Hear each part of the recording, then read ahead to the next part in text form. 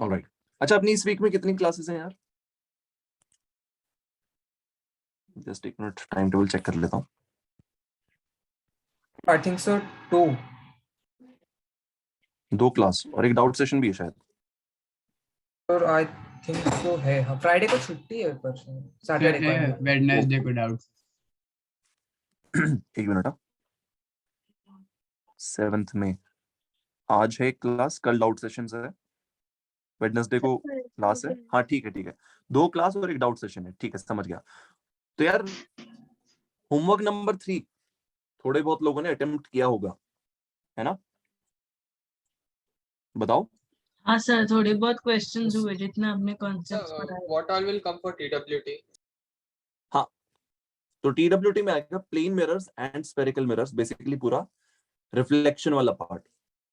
तो आज की क्लास में मैं स्फेरिकल मिरर्स खत्म करवा देता हूँ, ठीक है? स्फेरिकल मिरर्स खत्म होने तक का आएगा। Is that clear? Okay sir. ठीक सर है। जितना बाकी आज spherical आप mirror? पढ़ाओगे ना, हाँ, आज मैं पढ़ाने वाला हूँ और कल के डाउट सेशन में मैं डिस्कशन ले सकता हूँ। ओके, तो स्फेरिकल मिरर कितना बाकी है? स्फेरिकल मिरर्स बाकी यार, अभी वेलोसिटी वाली चीजें बाकी हैं। हमने वो वाले केसेस तो देखे नहीं है जहां पर ऑब्जेक्ट मूव करने लग जाता है ना? हाँ सर। Yes, sir. ठीक है, जस्ट एक मिनट दो। सर बुकलेट से आपने अभी तक होमवर्क नहीं दिया। बुकलेट से होमवर्क नहीं दिया? होमवर्क नंबर 3 कहाँ से है फिर, बताओ? अच्छा हाँ हाँ ओके। होमवर्क नंबर 3 जो है that is from the booklet itself. हाँ तुम लोग हाँ खोल के देखो इसको, दिस इज पेस बुकलेट, ऊपर लिखा हुआ है एकदम क्लियर शब्दों में, ठीक है? होमवर्क नंबर 3 अटेम्प्ट कर लेना भाई, कल डिस्कशन है उसका। ओके चलो ठीक है, आई स्टार्ट। तो ये मैंने होमवर्क में दिया था, ये वाला क्वेश्चन किया तुम लोगों ने? सर आपको वो ग्राफ्स डिस्कस करने थे पहले, ग्राफ समझ, वी वर्सेस। हाँ तो ग्राफ पे मैं इसके बाद आता हूँ। ये वाला क्वेश्चन किया है तुम लोगों ने?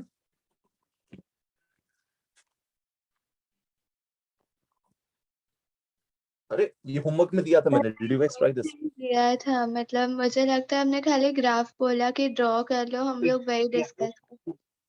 ओके चलो ठीक है, हाँ एक काम सर, करो ये अभी जल्दी, होमवर्क में नहीं दिया था। चलो ठीक है सर वो अभी ग्राफ जल्दी, अरे ठीक है अभी जल्दी से कर दो, एक काम करो। Let's start with this question, एक वार्म अप क्वेश्चन है ये, तुम्हें आता है ये पहले से, जल्दी से कर दो।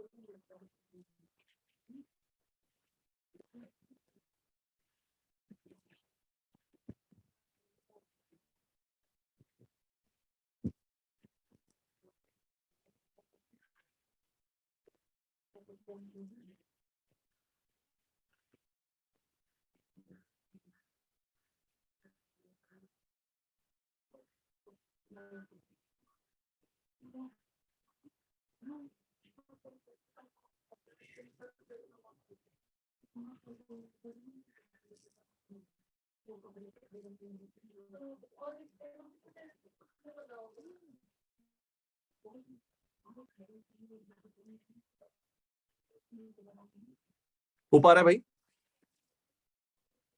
सर एक Yes, sir. ओके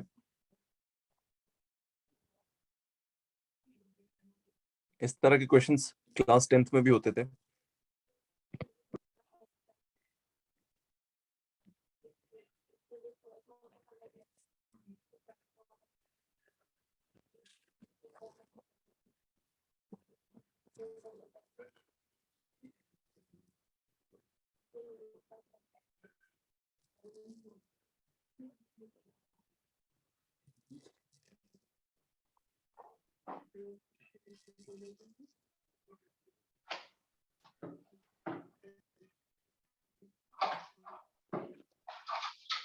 जो भी आंसर आए चैट बॉक्स पे लिख के भेज दो। whatever is your answer, write that on the chat box. ठीक है भाई।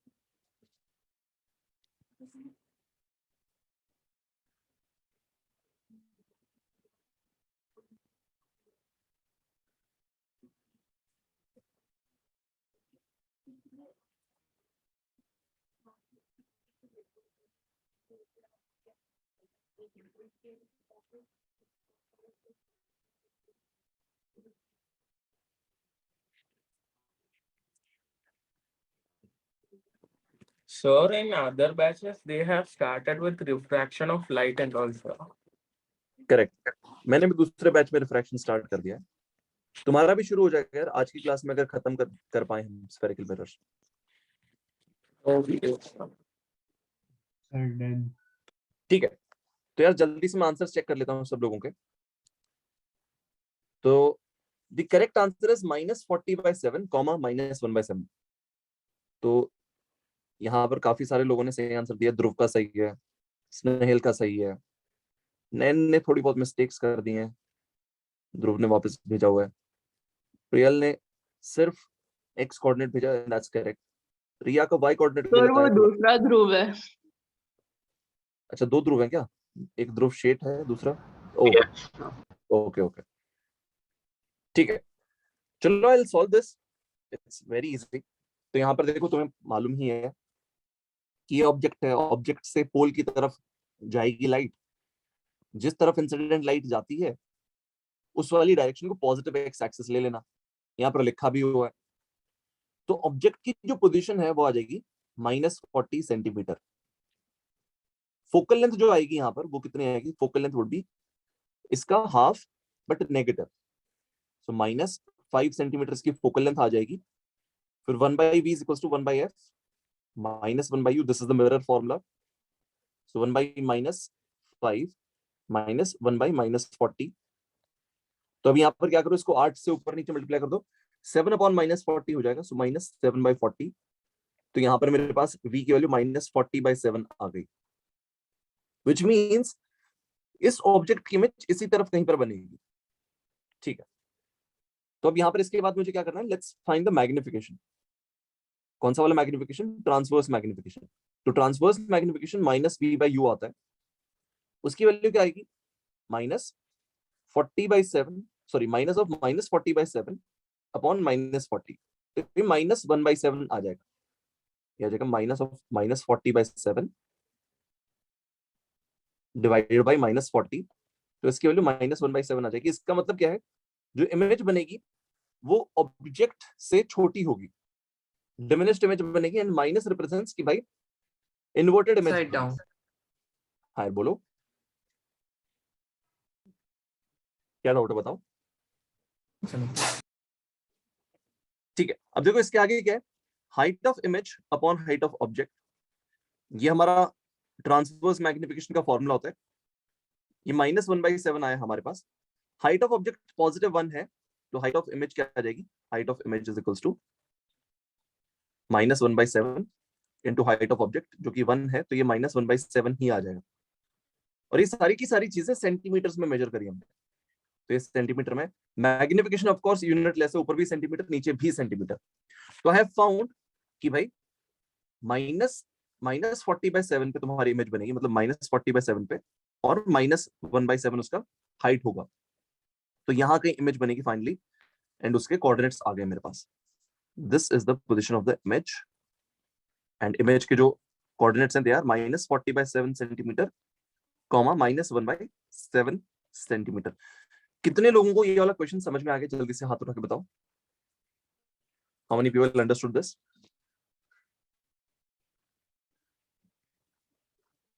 ठीक है,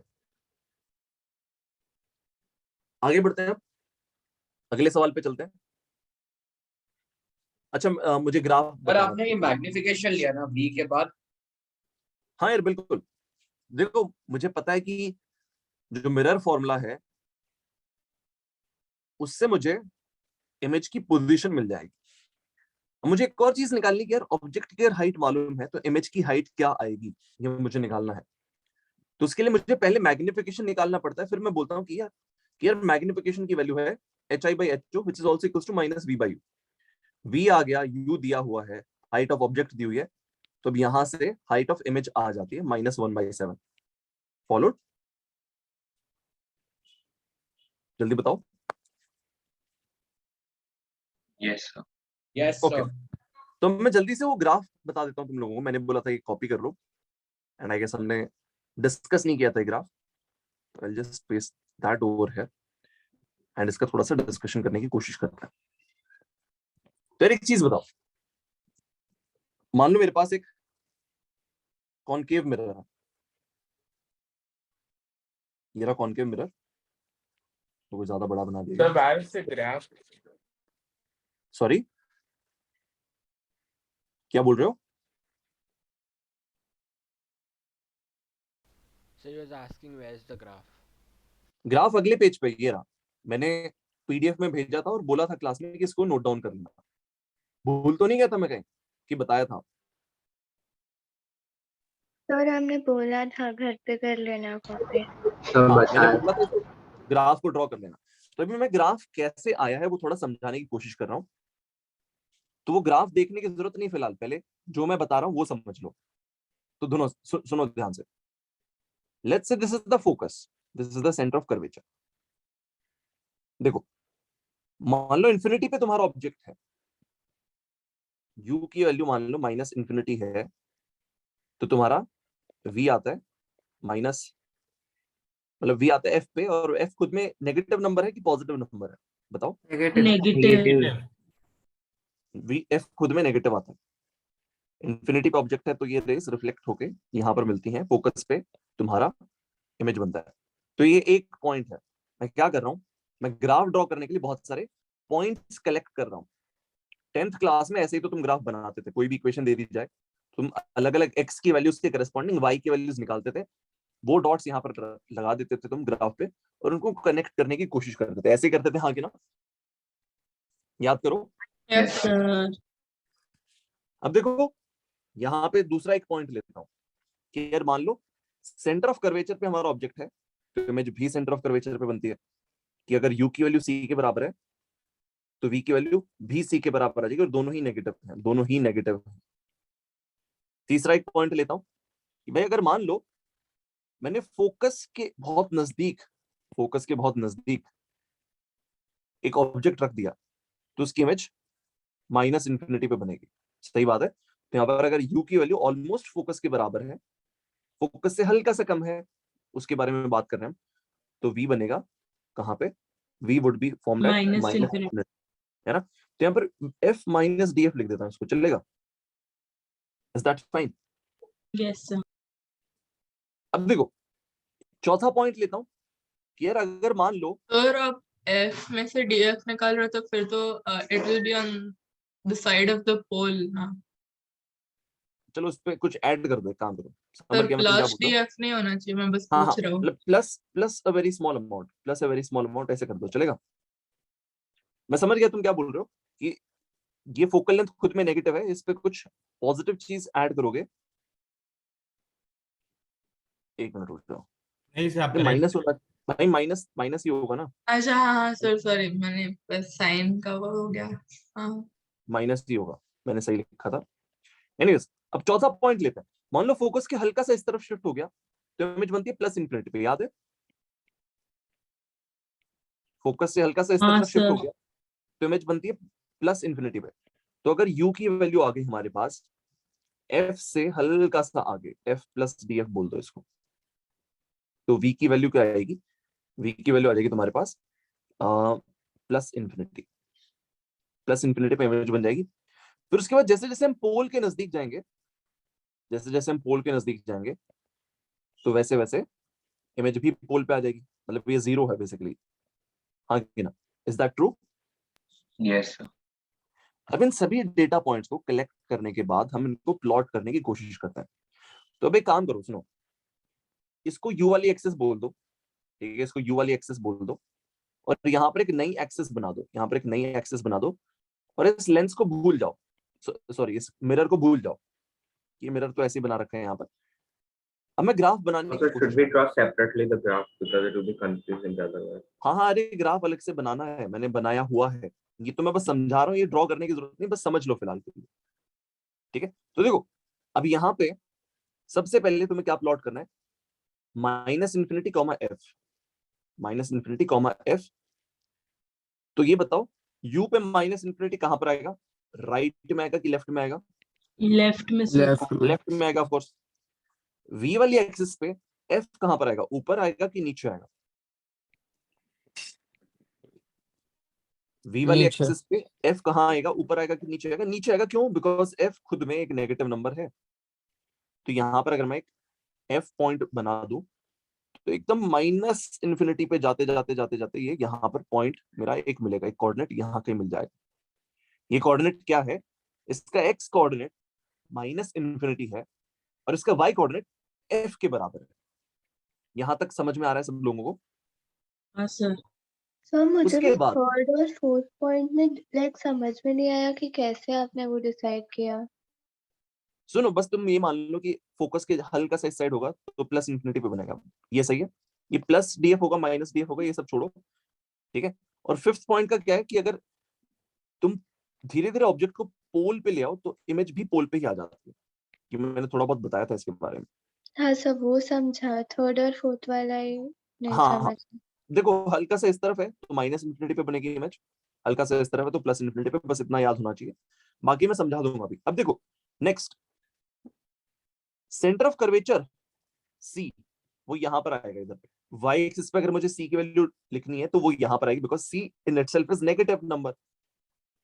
तब यहाँ पर एक डॉट यहाँ पर बनाऊंगा मैं, ये एक पॉइंट है। इस पॉइंट का x कोऑर्डिनेट और y coordinate C and C है, x कोऑर्डिनेट भी C, y कोऑर्डिनेट भी C। तो ये फर्स्ट पॉइंट है, ये सेकंड पॉइंट है। इतना समझ में आ रहा है सब लोगों को? बताओ जल्दी बोलो। सर सेकंड वाला पॉइंट मतलब आपने कैसे इमेज को ऑब्जेक्ट को रखा था? सर आप इमेज की लाइन पे कैसे प्लॉट कर रहे हो वो नहीं समझ में आ रहा है फर्स्ट से। सुनो एक काम करो, तुम बस ये x y कोऑर्डिनेट्स इमेजिन करो, तुम बस ये x y कोऑर्डिनेट्स इमेजिन करो। मिरर को भूल जाओ, मिरर अब नहीं है, मैं कहीं ऑब्जेक्ट नहीं रख रहा हूं, मैं कहीं इमेज नहीं बना रहा हूं, कुछ भी नहीं कर रहा हूं। All I am doing is मैं अभी मैथमेटिक्स लगा रहा हूं। मैथमेटिक्स में क्या कर रहा हूं, मेरे पास 1 2 3 4 5 कोऑर्डिनेट्स हैं, ठीक है, पांच कोऑर्डिनेट पेयर्स हैं। I am just trying to plot them on u versus v graph, sorry v versus u graph. समझ में आ रहा है? सर वो मिरर इरेज कर दो तो उनको ज्यादा समझ में आएगा। हाँ ये मिरर इरेज कर लो भाई, ये लो यहाँ से मिरर हट गया। अब ठीक है, यहाँ पर कहीं पर भी मैंने ऑब्जेक्ट नहीं दिखाया। Is this the image? No. Is this the object? No. फिर ये क्या चीज है? ये बस एक कोऑर्डिनेट पॉइंट है और कुछ भी नहीं है। ये एक ग्राफ पे एक पॉइंट है और कुछ भी नहीं है। This is not the object, this is not the image. इनमें से कोई सा भी ऑब्जेक्ट या फिर इमेज नहीं है, ये बस एक कोऑर्डिनेट पेयर मैंने प्लॉट किया है किसी तो रैंडम से ग्राफ पे। समझ में आ रहा है? सर मतलब रैंडम पॉइंट है ना, तो स्पेसिफिक नहीं है कुछ। मतलब एक स्पेसिफिक पॉइंट है, of course it corresponds to something, ठीक है, it corresponds to some real data, हाँ कि ना? हाँ ओके तो ये जो पहला पॉइंट मेरे पास आया था एक स्फेरिकल मिरर मतलब कॉनकेव मिरर के लिए, वो मैंने प्लॉट कर दिया। दूसरा पॉइंट भी मैंने प्लॉट कर दिया। अब तीसरा पॉइंट प्लॉट करने जाते हैं कि तीसरा पॉइंट क्या बोलता है कि भाई ये जो फोकस है ना, फोकस के हल्का सा इस तरफ अगर तुम्हारा x कोऑर्डिनेट हो तो तुम्हारा y कोऑर्डिनेट क्या बन जाता है? y कोऑर्डिनेट क्या बन जाता है? -∞। तो y कोऑर्डिनेट बन जाता है -∞, ऐसा कुछ बन जाता है। अब यहाँ पर इस लाइन को ऐसे मैं ज्वाइन करूं तो ऐसा कुछ बन जाएगा, हाँ कि ना? सही बात है। अब देखो यहाँ पर ऑफ कोर्स -∞ में दिखा नहीं सकता हूँ। दिस पॉइंट इज नॉट -∞, और इसके उस तरफ है। तो यहाँ पर मैं इस हरी वाली लाइन से इस काली वाली लाइन को टच नहीं करूंगा. I won't touch the black line to the green line because I know that this point is not minus infinity. Minus infinity और पीछे जाके आएगा. So I would just say कि भाई these two are getting closer and they would keep getting closer and they might meet at minus infinity. Same thing मैं यहाँ पर बोलूंगा कि भाई इधर पे मुझे पता है नीचे का माइनस इन्फिनिटी नहीं है ये, तो इधर पे मीट नहीं करवाऊंगा मैं बोलूंगा बस ये नजदीक आते जा रहे हैं, they have become asymptotic and शायद माइनस इन्फिनिटी पे जाते जाते कभी क्या पता मिल जाए या फिर ना मिले, मुझे नहीं पता, वो मैथ्स का काम है. समझ में आ रहा है सब लोगों को? अरे जल्दी बताओ, कम ऑन. यस सर, समझा.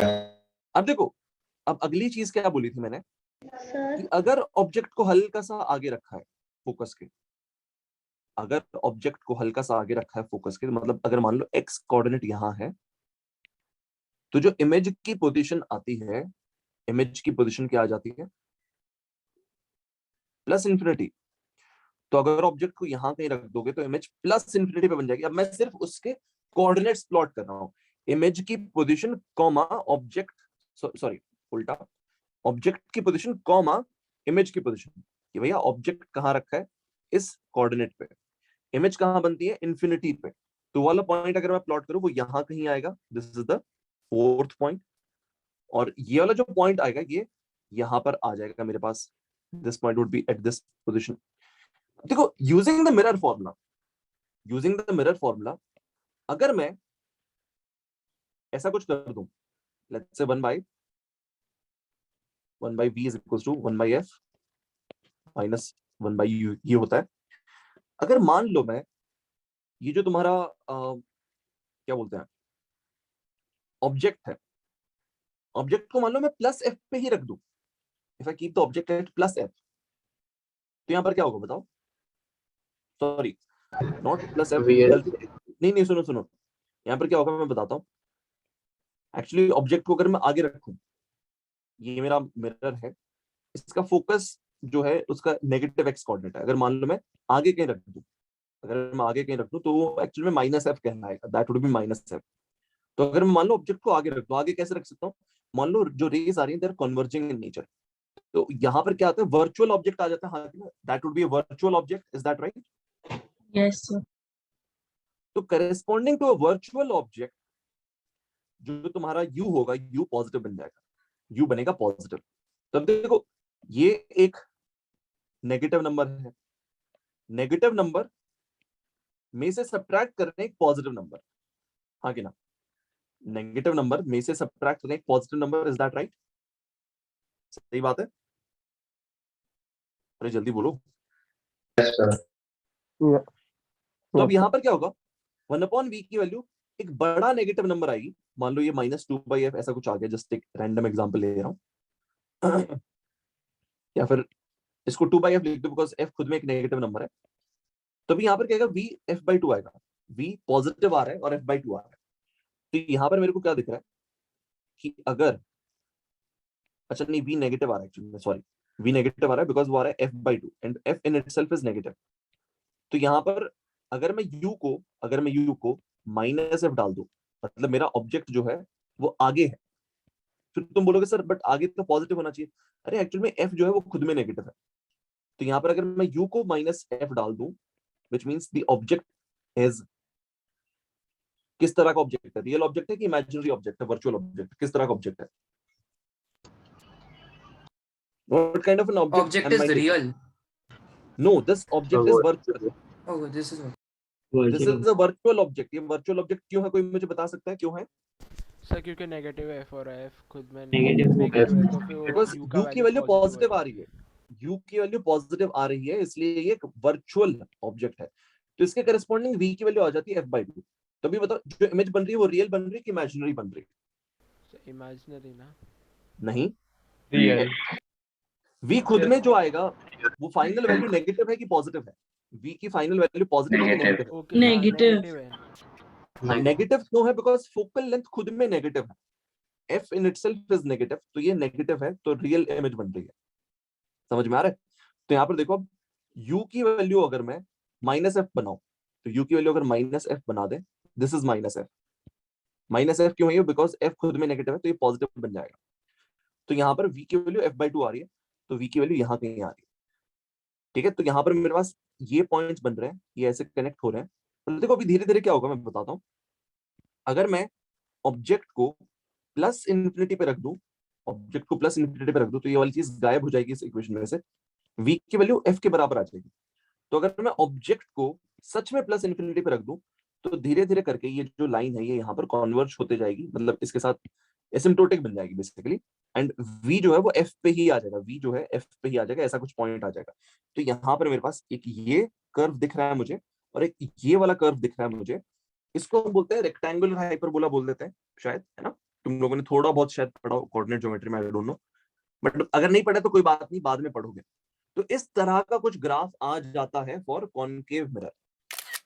अब कॉन्वेक्स के लिए भी सेम तरह से हम करते हैं यार, ठीक है, we keep plotting a lot of points, हम पॉइंट बाय पॉइंट जाते हैं और बनाते जाते हैं डॉट्स, और फिर उसको बना देते हैं। तो कॉन्वेक्स के लिए तुम खुद से देख लेना, ये ग्राफ जेईई मेंस के पर्सपेक्टिव से इतना इंपॉर्टेंट नहीं है, एडवांस्ड की पर्सपेक्टिव से it is important of course. ठीक है, तो यहाँ पर कॉनकेव वाला मैंने समझाया तुम लोगों को। तो फाइनली यहाँ पर ये रहा ग्राफ, ठीक है, this is the graph for concave mirror. Convex mirror के लिए भी सेम तरह का सिमिलर टाइप का ग्राफ है, कि तुम खुद से समझ सकते हो। कितने लोगों को ग्राफ लेट्स से 70-80% समझ में आ गया? कितने लोगों को ग्राफ 70-80% समझ में आ गया कि कैसे बनाया गया, पॉइंट बाय पॉइंट किस तरह से हम गए और हमने बनाया? ओके, सर मेरे को बस 6th पॉइंट नहीं समझ में आया। 6th पॉइंट, हाँ 6th पॉइंट की जगह एक काम करो, तुम सीधा ये वाला पॉइंट ले लो। मान लो u की वैल्यू प्लस इन्फिनिटी है, ठीक है, ये वाला पॉइंट ले लो, तो v की वैल्यू f आ जाती है। अभी बताओ v की वैल्यू नेगेटिव आई कि positive I? Negative I, because f in itself is negative, हाँ कि ना? तो यहाँ पर अपने पास ये वाला पॉइंट आ गया था।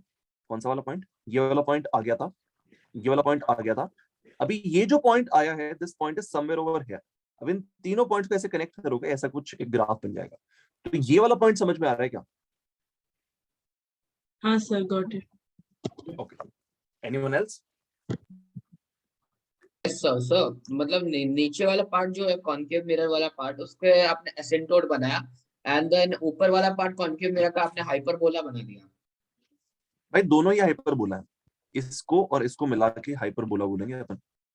मतलब ये हिस्सा भी एक हाइपरबोला का ही हिस्सा है, ये हिस्सा भी एक हाइपरबोला का ही हिस्सा है। ठीक है, एसिम्प्टोट का मतलब क्या होता है? एसिम्प्टोट का बस मतलब ये होता है कि एक लाइन से ये मिलना चाहता है बट कभी मिल नहीं पाता है, उसको एसिम्प्टोट बोलते हैं। अच्छा सर, तो सर कॉन्वेक्स में एसिम्प्टोट नहीं दिखाया। कॉन्वेक्स में भी तो एसिम्प्टोट है ना, देखो यहाँ पर इस लाइन से मिलना चाहता है बट कभी मिल नहीं पाएगा, इस लाइन से यहाँ पर मिलना चाहता है बट कभी मिल नहीं पाएगा, सेम चीज यहाँ पर, सेम चीज यहाँ पर। सो एसिम्प्टोटिक हो जाता है वहां पर कि उस लाइन के बहुत नजदीक जाते जाता है, जाते जाते जाते जाता है, बट कभी जिंदगी में उससे मिल नहीं पाता है, इसको एसिम्प्टोट बोलते हैं। सर v तो इटसेल्फ नेगेटिव है, तो 6th पॉइंट में वो ग्राफ ऊपर कैसे आ जाता है? ये वाला पॉइंट बोल रहे हो तुम? सर 6th पॉइंट, ये वाला पॉइंट? हाँ सर, उसमें तो v नेगेटिव है ना सर, तो फिर वो ग्राफ देखो पॉजिटिव। ये मेरी एक्स एक्सिस है, this is my X axis, this is my Y axis, है ना? तो यहाँ पर u पॉजिटिव इन्फिनिटी और v एक नेगेटिव नंबर है, तो v यहाँ कहीं आया ना, एक्स एक्सिस के नीचे आया, isn't it? हाँ सर, हाँ सर, हाँ, समझ गया। तुम लोग क्या कर रहे हो सकता है तुम लोग डॉटेड लाइन जो है उसको एक्स एक्सिस और इसको वाई एक्सिस मान रहे हो, बट डार्क वाली लाइन जो है वो एक्स एंड वाई एक्सिस है ना? हाँ सर, हाँ तो सर। स्क्रीनशॉट आप पेस्ट कर दो ना किधर, तो पेस्ट कर दो यहाँ पर, स्क्रीनशॉट चलेगा। सर But वो आप रफ है। एक बार बताओगे कि आप वो कैसे डिसाइड कर रहे हो कि like object is real, image is virtual, वैसे? हाँ देखो सिंपल है यहाँ पर कि अगर u नेगेटिव है तो ऑब्जेक्ट रियल होगा, हाँ कि ना? हाँ, और अगर v भी नेगेटिव आ रहा है तो इमेज भी रियल आ जाएगी, ओके। isn't it? तो सर यहाँ पर आपने फोर्थ पे क्या किया था, उसका इन्वर्स कैसे किया था? इसका सर आपने फोर्थ पॉइंट में क्या किया? फोर्थ पॉइंट में मैंने क्या किया, मैंने बोला कि यार मान लो इधर पे मेरे पास एक ऑब्जेक्ट होता यहाँ कहीं, तो उसकी इमेज कहाँ बनती है? उसकी इमेज प्लस इन्फिनिटी पे कहीं पर बन जाती है, तो उसी को मैं प्लॉट कर रहा हूँ। एक्स कोऑर्डिनेट यहाँ कहीं, तो वाई कोऑर्डिनेट ऊपर बहुत ज्यादा हाई, है ना?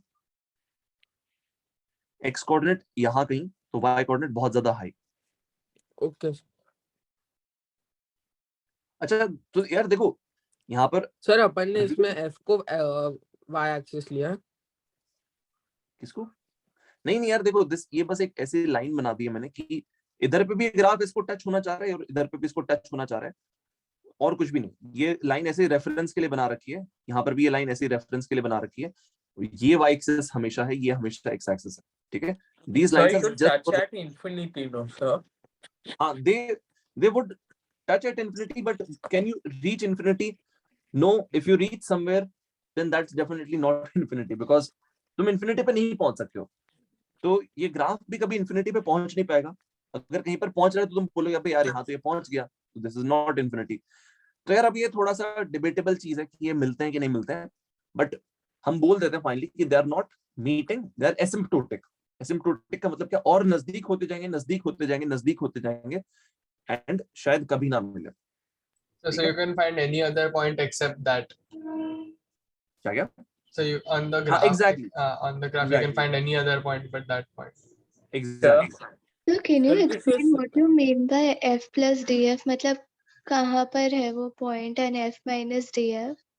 देखो एक पॉइंट मैंने यहाँ पर लिया है इस तरफ, और एक पॉइंट मैंने इस तरफ लिया है।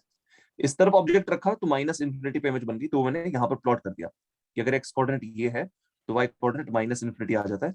फिर एक मैंने लिया कि भाई अगर मान लो यहाँ कहीं मैंने ऑब्जेक्ट को रखा है तो इमेज बहुत हाई, मतलब उसका कोऑर्डिनेट आता है, मतलब बहुत ज्यादा दूर आ जाती है, उसको मैंने वाई एक्सिस पे प्लॉट करने की कोशिश करी। यहाँ पर समझ में आ रहा है? तो सर लाइक उन दोनों में से f plus df कौन सा और f minus इसको मैंने df f plus D F, हाँ इसको मैंने f प्लस डी एफ बोला, इसको मैंने f माइनस डी एफ बोला। Okay. चलेगा? हाँ सर। ठीक है। sir, हाँ यार sir, बोलो। sir, this is used in mirror formula, no sir? So क्या क्या? This is used in mirror formula, no sir? नहीं, मिरर फॉर्मूला से ये आया है। Mirror formula Yes sir, that one. Yes sir, the graph of the mirror form. हाँ this is So it's the limitations. Sir. हाँ anyways, अब यहाँ पर ये वाला ग्राफ मैंने भेज दिया था, आई होप सब लोगों ने ड्रॉ कर लिया। Let's move forward.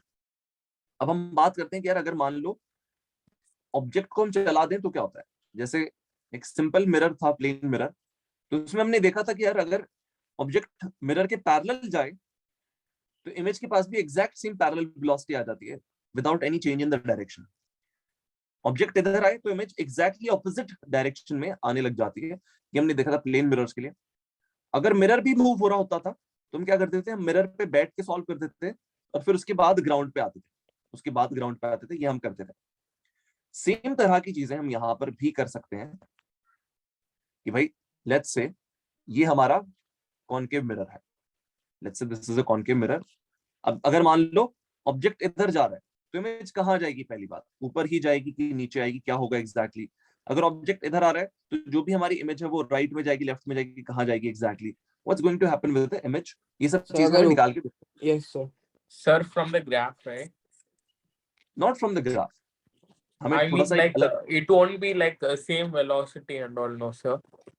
हाँ Since same it's an velocity नहीं आता यहाँ hyperbola. पर, हाँ सेम वेलोसिटी नहीं आता यहाँ पर, ठीक है। तो अभी देखो यहाँ पर मैं एक काम करता हूँ, थोड़ा सा इस सॉफ्टवेयर में आता हूँ, एक मिनट को। यहाँ पर ड्राइंग सर अच्छी हो ग्राफ का कैसे यूज आएगा? एज इन पोजीशन तो हमें ग्राफ का मालूम है ना। देखो ग्राफ का कुछ भी यूज नहीं आएगा। किसी ने अगर ग्राफ बनाने को बोल दिया तो यू शुड नो कि किस तरह का ग्राफ आता है, ठीक है। वो जो ग्राफ है वो किसी भी जगह पर इस्तेमाल नहीं होगा।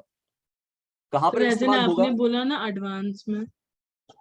हाँ अरे एडवांस वाले अगर लेट्स से पूछ लें कि भाई ग्राफ कैसा दिखेगा इसका, तो you should know how to draw the graph और you know using the mirror formula. वो जो मिरर फॉर्मूला है या फिर कोई भी कॉनकेव कॉन्वेक्स मिरर है उसके करस्पॉन्डिंग ग्राफ कैसे बनाते हैं, ऑब्जेक्ट वर्सेस इमेज, ये वाली जो So we'll learn that in mathematics, no sir, how to draw that.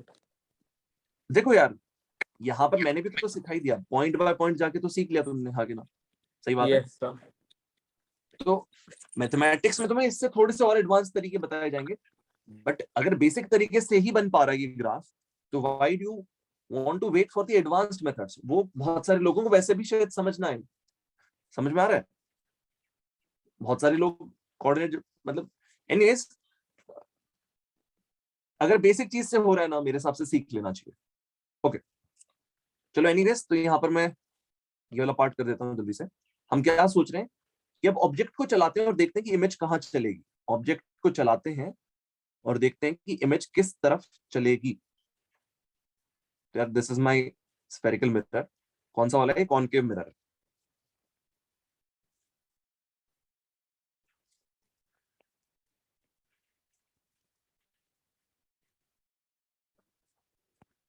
ये इसकी प्रिंसिपल एक्सिस है।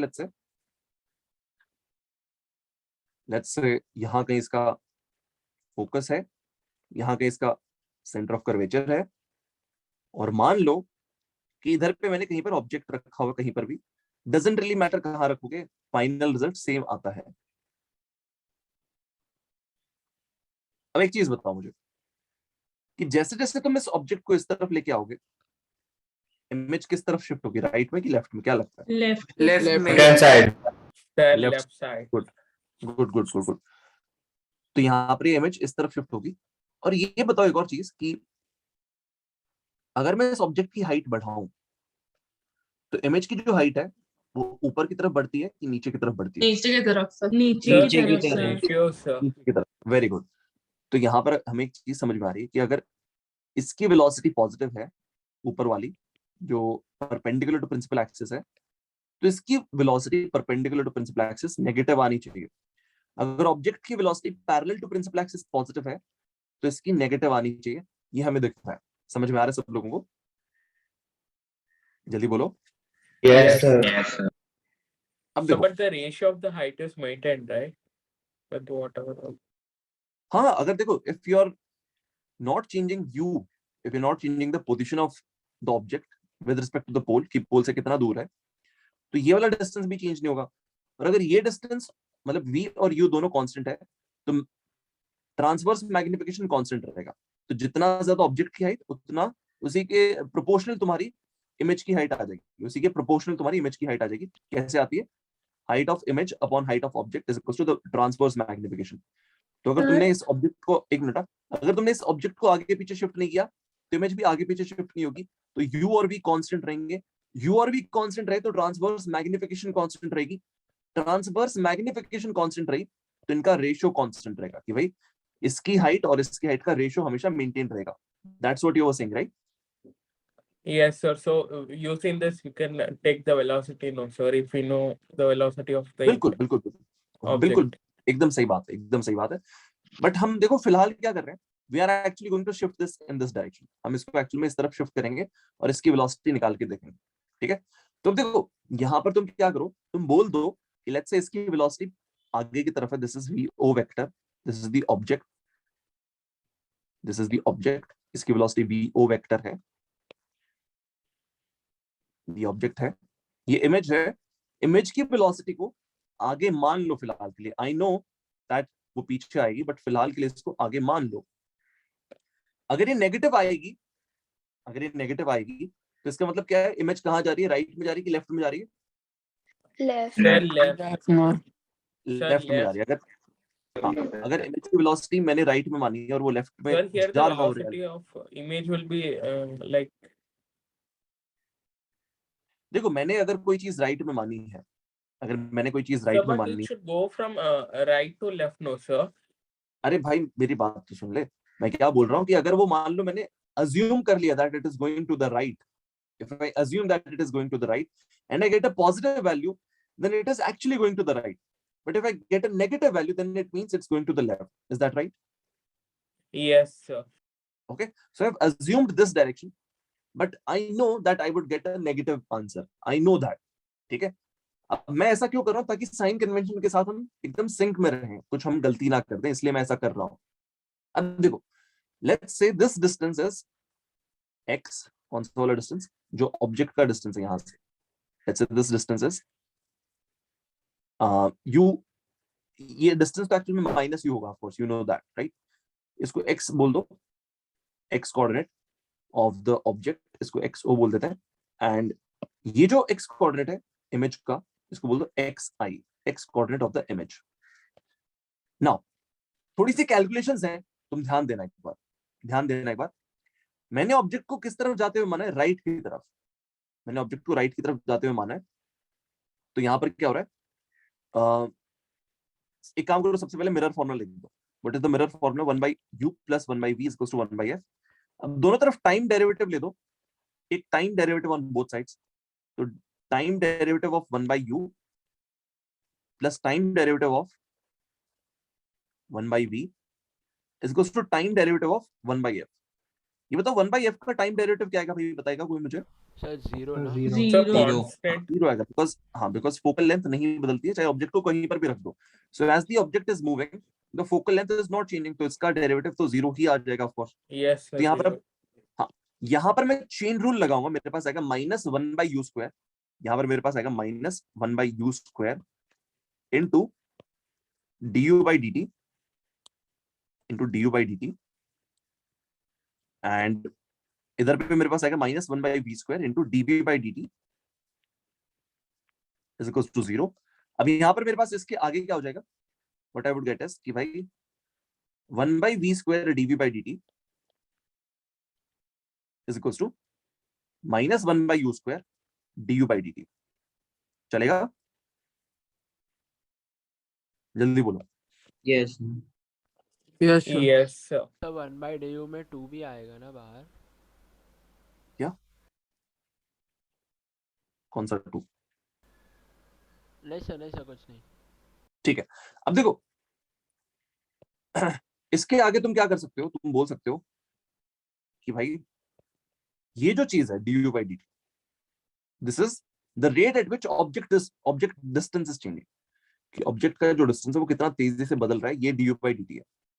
तो इसको हम ऑब्जेक्ट की वेलोसिटी से रिलेट कर सकते हैं कि ऑब्जेक्ट की कौन सी वेलोसिटी से, पैरेलल वाली की परपेंडिकुलर वाली, किससे रिलेट कर सकते हैं? देखो So u parallel. Exactly, because u किसकी वजह से बदलता है? पैरेलल वाली वेलोसिटी की वजह से।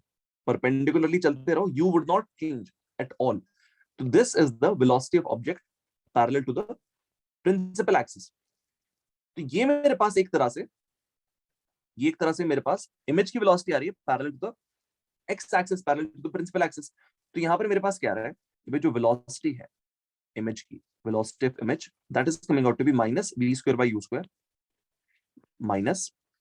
-v²/u² इनटू ऑब्जेक्ट की वेलोसिटी। अब जस्ट एक मिनट रुक जाते हैं, एक बार देख लेते हैं ये सही लग रहा है कि गलत लग रहा है। मुझे मालूम है कि अगर ऑब्जेक्ट इस तरफ आएगा तो इमेज इस तरफ आनी चाहिए। तो अगर ऑब्जेक्ट की वेलोसिटी पॉजिटिव है तो इमेज की वेलोसिटी नेगेटिव आनी चाहिए। तो यहाँ पर आ रही है कि नहीं आ रही है? आ रही है, बिल्कुल आ रही है। तो देखो यहाँ पर मैंने क्यों चेक किया, मैं बताता हूँ। Because the thing is u असल में एक नेगेटिव नंबर है, u असल में एक नेगेटिव नंबर है। तो उसका रेट ऑफ चेंज यहाँ पर पॉजिटिव होगा कि नेगेटिव होगा, तुम्हें सोचना पड़ेगा कि जैसे जैसे ये ऑब्जेक्ट आगे आ रहा है, जैसे जैसे ऑब्जेक्ट आगे की तरफ आ रहा है, तो u का रेट ऑफ चेंज कैसा है। तो ये बताओ, पहले जो u था वो बड़ा नेगेटिव था, जैसे जैसे आगे आएगा वो थोड़ा कम नेगेटिव होगा। तो इज इट इंक्रीजिंग और decreasing? What is happening to it? Increasing. सुनो मैं बताता हूँ। एक बड़ा नेगेटिव नंबर जब एक छोटा नेगेटिव नंबर बन जाए तो इसका मतलब वो बढ़ गया है, तो उसका रेट ऑफ चेंज पॉजिटिव आना चाहिए। तो जैसे जैसे ये आगे आ रहा है तो du/dt पॉजिटिव होगा।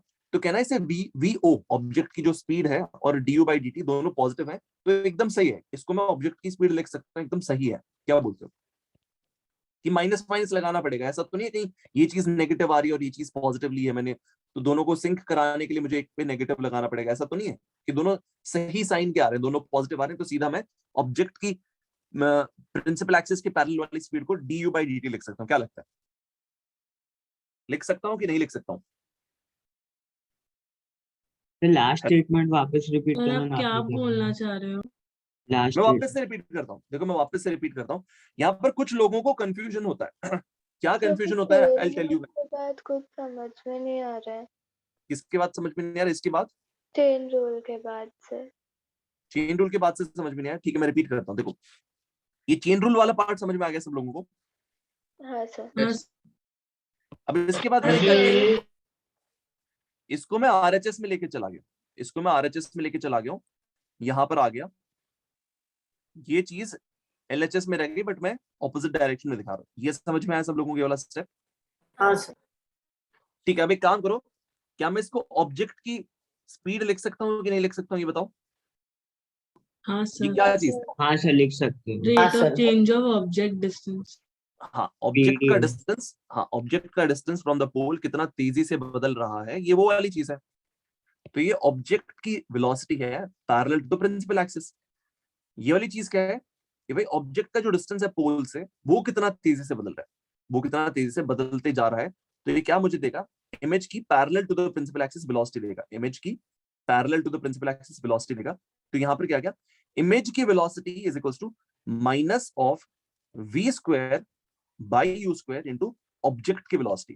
तो ये मेरे पास आ जाता है। ये समझ में आया सब लोगों को, भाई बताओ। Yes, sir. हाँ अब क्लियर है सब लोगों Yes, को, कोई sir. दिक्कत है क्या? हाँ अब ठीक है, इसके आगे मैं बस ये प्रूव कर रहा था कि भाई इसको हम सच में vo लिख सकते हैं और इसको हम सच में vi लिख सकते हैं। क्योंकि कुछ लोग कंफ्यूज रहते हैं कि सर ये तो नेगेटिव है तो लिख सकते हैं इसको vo कि हमें प्लस माइनस लगाना पड़ेगा। तो I was just answering that, although किसी ने पूछा नहीं बट मुझे पता है लोग पूछते हैं, तो इसलिए मैंने कहा पहले ही बता देता हूँ, बट उसमें लोग कंफ्यूज हो रहे हैं तो आई लीव दैट पार्ट। अब देखो क्या कर सकते हो, कैन आई से this is nothing but the transverse magnification, sorry longitudinal magnification, ऐसा बोल सकता हूँ कि नहीं बोल सकता? हमने Yes, sir. हाँ, हमने लॉन्गिट्यूडनल मैग्निफिकेशन का फॉर्मूला डिराइव किया था थोड़े दिन पहले। Yes, sir. Just show you guys, Last class. हाँ लास्ट क्लास में किया था ये रहा। तो जो लॉन्गिट्यूडनल मैग्निफिकेशन होती है, लेंथ वाली मैग्निफिकेशन, कि ऑब्जेक्ट इस तरह से लेटा रखा है तो इमेज की लेंथ उसके मुकाबले कितनी ज्यादा आएगी, वो minus v square by u square आया था, minus v square by u square आया था। This was longitudinal magnification. तो यहां पर भी वैसा ही कुछ आ रहा है, यहां पर भी वैसा ही कुछ आ रहा है कि भाई ये जो आंसर आया this is equals to, this is same as कि भाई the image velocity is equal to what is the longitudinal magnification of this mirror into velocity of the object। ये आ गया हमारे पास। अभी आना ही था, एक तरह से ये आना ही था। क्यों? बिकॉज क्या होता है, मैं यहां पर अगर हल्का सा चले जाऊं, यहां पर मैं हल्का सा शिफ्ट हो जाऊं, तो यहां पर करेस्पॉन्डिंगली मैं कितना शिफ्ट होऊंगा वो किस चीज पर डिपेंड करेगा? भाई मैग्निफिकेशन पे डिपेंड करता है। कि मान लो यहाँ पर मैं कुछ पर्टिकुलर लेंथ का एक ऑब्जेक्ट रख देता, यहाँ पर मैं कुछ पर्टिकुलर लेंथ का एक ऑब्जेक्ट रख देता, तो इसकी लेंथ कितने गुना मैग्नीफाई हो जाती है और इमेज की लेंथ क्या आती है, ये हमें कौन बताता है? ये हमें बताता है लैटरल मैग्निफिकेशन, लॉन्गिट्यूडनल मैग्निफिकेशन वो बताता है। तो जो लॉन्गिट्यूडनल मैग्निफिकेशन होता है, जो लॉन्गिट्यूडनल मैग्निफिकेशन होता है वो हमें बताता है कि भाई यहाँ पर एक लेंथ है तो उसके करस्पॉन्डिंग यहाँ पर कितनी बड़ी लेंथ आएगी। ऑब्जेक्ट की एक लेंथ पता है तो उसके करस्पॉन्डिंग इमेज की कितनी बड़ी लेंथ आएगी। तो यहाँ पर डिस्टेंसेस में भी वैसा ही होगा कि अगर ये हल्का सा डिस्टेंस मूव किया तो इसके मोशन के मुकाबले यहाँ पर कितना मोशन होगा ये बताएगा। So it is the longitudinal magnification which tells us a relationship between object's velocity along the longitude and image velocity along the longitude। Object की longitude के along जो velocity है और इमेज की जो velocity longitude के along, उनके बीच का जो रिश्ता है, उनके बीच का जो रिलेशनशिप है वो हमें longitudinal magnification ही बता देती है। समझ में आ रहा है सब लोगों को? Yes, sir. Yes, Sir, sir. and also that in this case, object is coming. No, sir. In this, the velocity of the object is greater than that of the velocity of the image, sir.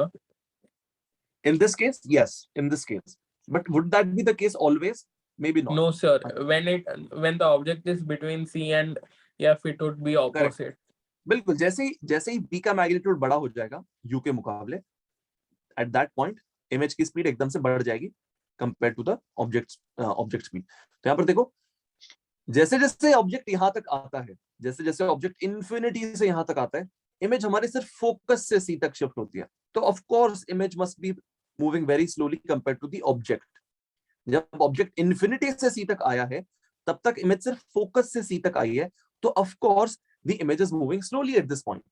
फिर क्या है, जब यहाँ पर तुम्हारा object और यहाँ पर तुम्हारी इमेज है, वो दोनों सेम स्पीड से मूव कर रहे होंगे, बस एक की पॉजिटिव वेलोसिटी होगी, एक की नेगेटिव वेलोसिटी होगी।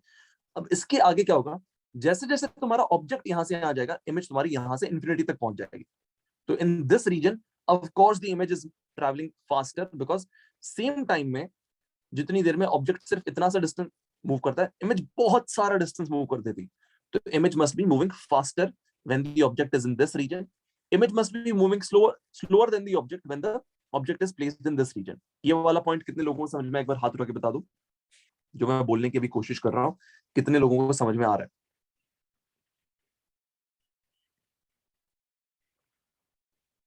क्वेश्चन मार्क नहीं समझ में आया? क्या पार्ट नहीं समझ में आया भाई? क्वेश्चन मार्क सर वो चेन रूल वाला पार्ट। अबे यार भाई, चेन रूल पे वापस नहीं जा सकते यार, सॉरी। तुम लोगों को सर हम लोग को तो वो बोला है, inner function, differentiation of inner function into differentiation of outer function. यार हो ही नहीं सकता है कि बेसिक से ना पढ़ा हो कभी चेन रूल। सर पढ़ाया है पढ़ा है हमें। हाँ सर Yes, इसमें हम sir, लोग ने ये studied, लाया sir. कैसे du/dt पर? u raised to -1 है तो उसको डिफरेंशिएट कर फिर मिल जाएगा। बट ऊपर मतलब नीचे भी हमारा डिफरेंशिएट बाय du होना चाहिए ना, तो सुन भाई, देख हाँ वही किया है। u पावर -1 का derivative with respect to time. तो हमने क्या बोला, एक काम कर, पहले u के रिस्पेक्ट में ले ले, फिर u का t के रिस्पेक्ट में ले ले। अब इसका -1/u² आ जाएगा इनटू du/dt। अब ठीक है, हाँ सर। ये वाला स्टेप कॉपी कर लो भाई, ये चेन रूल वाला step। सर हाँ, बोलो। मैंने क्वेश्चन मार्क नहीं डाला था, पर मुझे मतलब डाउट था कि ml और mt तो अलग अलग है ना? बिल्कुल ट्रांसवर्स तो मैग्निफिकेशन लॉन्जिट्यूड अलग चीज है। ट्रांसवर्स मैग्निफिकेशन क्या बताता है अपने को कि इसकी हाइट और इसकी हाइट में क्या रेशियो है विद द साइन कन्वेंशन। और लैटरल, अच्छा लॉन्गिट्यूडनल, लॉन्गिट्यूडनल मैग्निफिकेशन क्या बताता है कि भाई इसकी लेंथ, ऑब्जेक्ट की लेंथ और इमेज की लेंथ में क्या रिलेशनशिप है विद साइन। कि अगर मान लो यहाँ पर एक एरो ऐसे बनाए, तो यहाँ पर कैसी एरो आएगी, वो सेम पॉइंट करेगी कि ऑपोजिट डायरेक्शन में पॉइंट करेगी, और इनकी लेंथ में क्या रेशियो होगा, ये बताता है अपने को लॉन्गिट्यूडनल मैग्निफिकेशन, है ना? हाँ सर, और आप और भी हमें कुछ बोल रहे थे ना कि लाइक नेगेटिव वैल्यू कम होती जाएगी तो उसकी वैल्यू लाइक इंक्रीज। वो छोड़ दो यार, वो वाला डाउट ही नहीं आया किसी को, तो वो मुझे एक्स्ट्रा बता के कंफ्यूज नहीं करना है तुम लोगों को। सर ठीक है? फिर मेरे को समझ में आया कि du/dt पॉजिटिव है, पर फिर उसका क्या मतलब, उससे क्या कंक्लूड किया? मैंने बस ये कंक्लूड किया कि यार can I right vo as du/dt directly. vo जो है उसको du/dt लिख सकता हूँ क्या? हाँ कि सर, माइनस लगाना पड़ता है। पर सर माइनस क्यों लगाना, वो नहीं एग्जैक्टली नहीं, माइनस नहीं लगाना, वही तो कह रहा हूँ। माइनस लगाना चाहिए vo इक्वल्स टू du/dt लिखते टाइम, कि माइनस नहीं लगाना चाहिए। योर आंसर इज नहीं लगाना चाहिए, डायरेक्टली दोनों बराबर हैं, दोनों पॉजिटिव हैं, है ना? And that is correct. तो अब ये चीज में बहुत सारे स्टूडेंट्स बोलते हैं कि सर u तो नेगेटिव है, तो यहाँ पर देखो ना du/dt नेगेटिव आ जाएगा, तो vo को माइनस du/dt लिखो ना। तो कुछ लोग वैसे बोलते हैं, तो इसलिए मैं पहले से ही समझा रहा था कि यार देखो एक्चुअल में क्या हो रहा है, du/dt is actually positive even though object नजदीक आ रहा है पोल के, du/dt इज पॉजिटिव। क्यों? बिकॉज एक बड़ा नेगेटिव नंबर धीरे धीरे करके एक छोटा नेगेटिव नंबर बन रहा है, सो u इज एक्चुअल में इंक्रीजिंग, तो इसलिए du/dt पॉजिटिव है। वो वाला पार्ट खैर तुम लोगों को जरूरत नहीं है, किसी को डाउट आया ही नहीं तो मुझे बताना ही नहीं चाहिए, टू बी ऑनेस्ट। समझ रहे हो? सर लाइक वो नेगेटिव नहीं है क्योंकि वो स्पीड पे डिपेंड करता है ना, स्पीड नेगेटिव हो या पॉजिटिव हो, तो फिर वैसे हम चेंजेस करेंगे ना। सर लाइक सपोज -20 पे था इनिशियली, अब वो -8 हो गया जैसे नजदीक आया, तो अभी तो चेंज du/dt पॉजिटिव है, -8 -20। एग्जैक्टली बिल्कुल। ये कोई चेंजेस करने की जरूरत नहीं ठीक है है, ना। सुनो एक काम करता हूँ मैं, I'll just paste this into the slides जो आज पढ़ा रहा हूँ मैं, ठीक है? और ये फॉर्मूला एक बार कॉपी कर लो तुम लोग। अरे यार एक मिनट, स्क्रीनशॉट दिया नहीं मैंने। कभी भी Sir, dislike you initial weight and object coordinates है ना? क्या? Sir, v and u initial image और object के positions है ना? Not initial. देखो अब क्या होगा, जैसे जैसे ऑब्जेक्ट, हाँ मैं बताता हूँ, सुनो, जैसे जैसे ऑब्जेक्ट मूव होगा वैसे वैसे इमेज भी मूव होगी, हाँ कि ना? Yes sir. For different values of u, you would get different values of v. और जैसे जैसे ऑब्जेक्ट शिफ्ट होगा, इमेज शिफ्ट होगी। ऑब्जेक्ट की वेलोसिटी अगर मान ले कांस्टेंट है, इवन तो object velocity is constant, image की वेलोसिटी बदलते जा सकती है। इट इज पॉसिबल कि इमेज की वेलोसिटी बदलते जाए, ठीक है? फॉर एग्जांपल यहाँ पर क्या होगा, जब इन्फिनिटी पे तुम्हारा ऑब्जेक्ट है, इन्फिनिटी पे तो तुम्हारी इमेज बहुत स्लोली मूव कर रही है, जब सेंटर ऑफ कर्वेचर पे तुम्हारा ऑब्जेक्ट आ गया तो इमेज की वेलोसिटी और ऑब्जेक्ट की वेलोसिटी बराबर है। तो शुरू में क्या था, अगर ऑब्जेक्ट की कुछ स्पीड है तो उसके मुकाबले इमेज की स्पीड नेग्लिजिबल आती है, बट धीरे धीरे वो चेंज होगा, धीरे धीरे इसकी स्पीड बढ़ेगी। और अगर मान लीजिए ऑब्जेक्ट को तो एक कांस्टेंट स्पीड से लेके आ रहा है लगातार, तो यहाँ पर जब ऑब्जेक्ट की स्पीड आगे है, यहाँ पर इमेज की एग्जैक्टली सेम स्पीड पीछे है। So even if you keep object speed to be constant, image की स्पीड बदलते जाएगी। वो क्यों बदल रही है? Because slowly slowly v is changing and u is also changing. तो हमने ऑब्जेक्ट की स्पीड को कांस्टेंट रखा है, v एंड u बदलते जा रहे हैं, जिसकी वजह से इमेज की स्पीड बदलते जाएगी।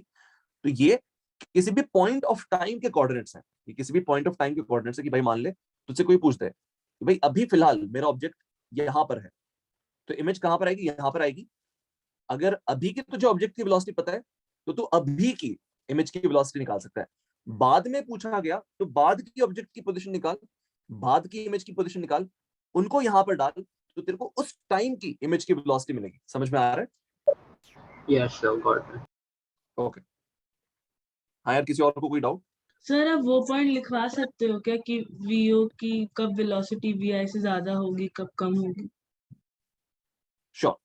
देखो सिंपल, यहाँ पर सिंपल है ना, देखो that doubt only that like अगर how did you decide that? मतलब आप बोल रहे थे ना कि like जब वो ऑब्जेक्ट इंफिनिटी पे होगा तब इमेज की स्पीड बहुत स्लो होगी और वो फोकस से सेंटर तक आए, like centre of curvature correct. तक देखो आएगा सुनो सुनो, यहाँ पर ऐसे सुनो, ऐसे सोचो, जब u की वैल्यू माइनस इंफिनिटी है तब v की वैल्यू f आ रही है।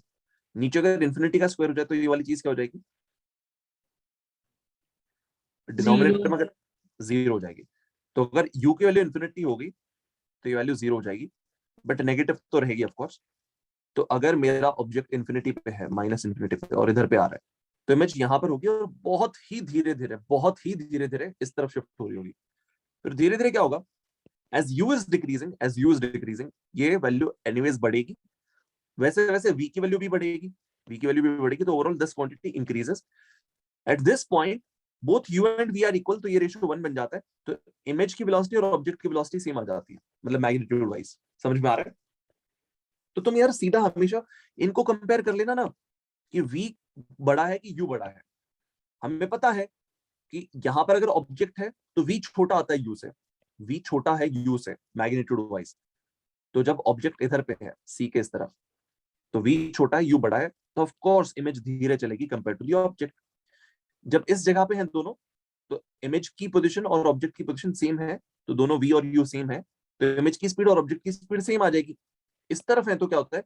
ऑब्जेक्ट का डिस्टेंस कम हो गया, इमेज का डिस्टेंस ज्यादा हो गया, इमेज का डिस्टेंस बड़ा, ऑब्जेक्ट का डिस्टेंस छोटा, तो this quantity becomes greater than v not, कि भाई ऑब्जेक्ट से ज्यादा तेज जा रही है इमेज। अब समझ में आ रहा है? सर मैग्नीट्यूड से कंपेयर करेंगे ना क्योंकि स्क्वायर है। हाँ, मैग्नीट्यूड कर दो यार। देखो साइन डालना है डाल दो, बट स्क्वायर होगा एनीवेज, तो फर्क नहीं पड़ता है। सही है ना? हाँ सर।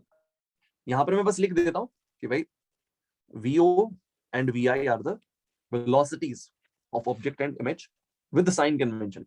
VO उसके बाहर तो नेगेटिव साइन है ना, तो उससे फर्क नहीं पड़ेगा कुछ? पड़ेगा ना, बिल्कुल पड़ेगा। ये जो बाहर का नेगेटिव है, ये क्या बताता है कि अगर ऑब्जेक्ट राइट में जा रहा है तो इमेज कहाँ जाएगी? राइट में कि लेफ्ट में? लेफ्ट में। हाँ। लेफ्ट में जाएगी। सर वो v के बाहर है ना माइनस साइन? हाँ यार, बाहर है वो माइनस साइन, ठीक है, v सर स्क्वायर के मतलब बाहर है। अच्छा जस्ट एक काम करो, पहले ये कॉपी कर लिया क्या सब लोगों ने? Has everyone copied this? हाँ सर। सर एक मिनट। सर हाँ, just एक मिनट रुक जाओ। यहाँ पर मैं एक बार लिख देता हूँ, VO and VI are object and image velocities respectively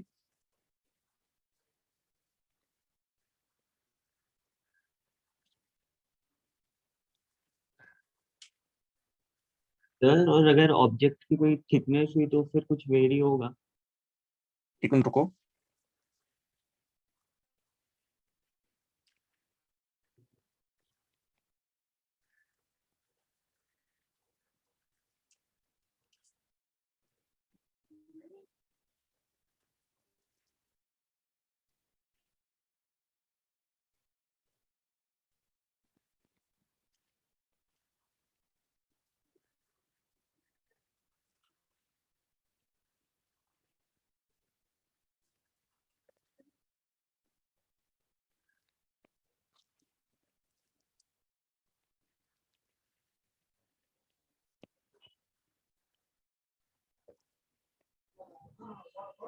हाँ देखो, अगर ऑब्जेक्ट के पास यार एक साइज होना तो क्या होता है, तुम्हें इमेज भी बनानी पड़ेगी और अलग अलग पॉइंट का यू और वी अलग अलग होंगे तो रेशियो अलग अलग हो सकता है। तो ऐसा हो सकता है कि इमेज में अलग अलग पॉइंट्स की स्पीड अलग अलग हो। It is possible. तुम्हें जो भी पॉइंट पूछा जाए उस ऑब्जेक्ट में, सिर्फ उस पॉइंट की इमेज बनाओ, फिर उस पॉइंट की वेलोसिटी निकालो।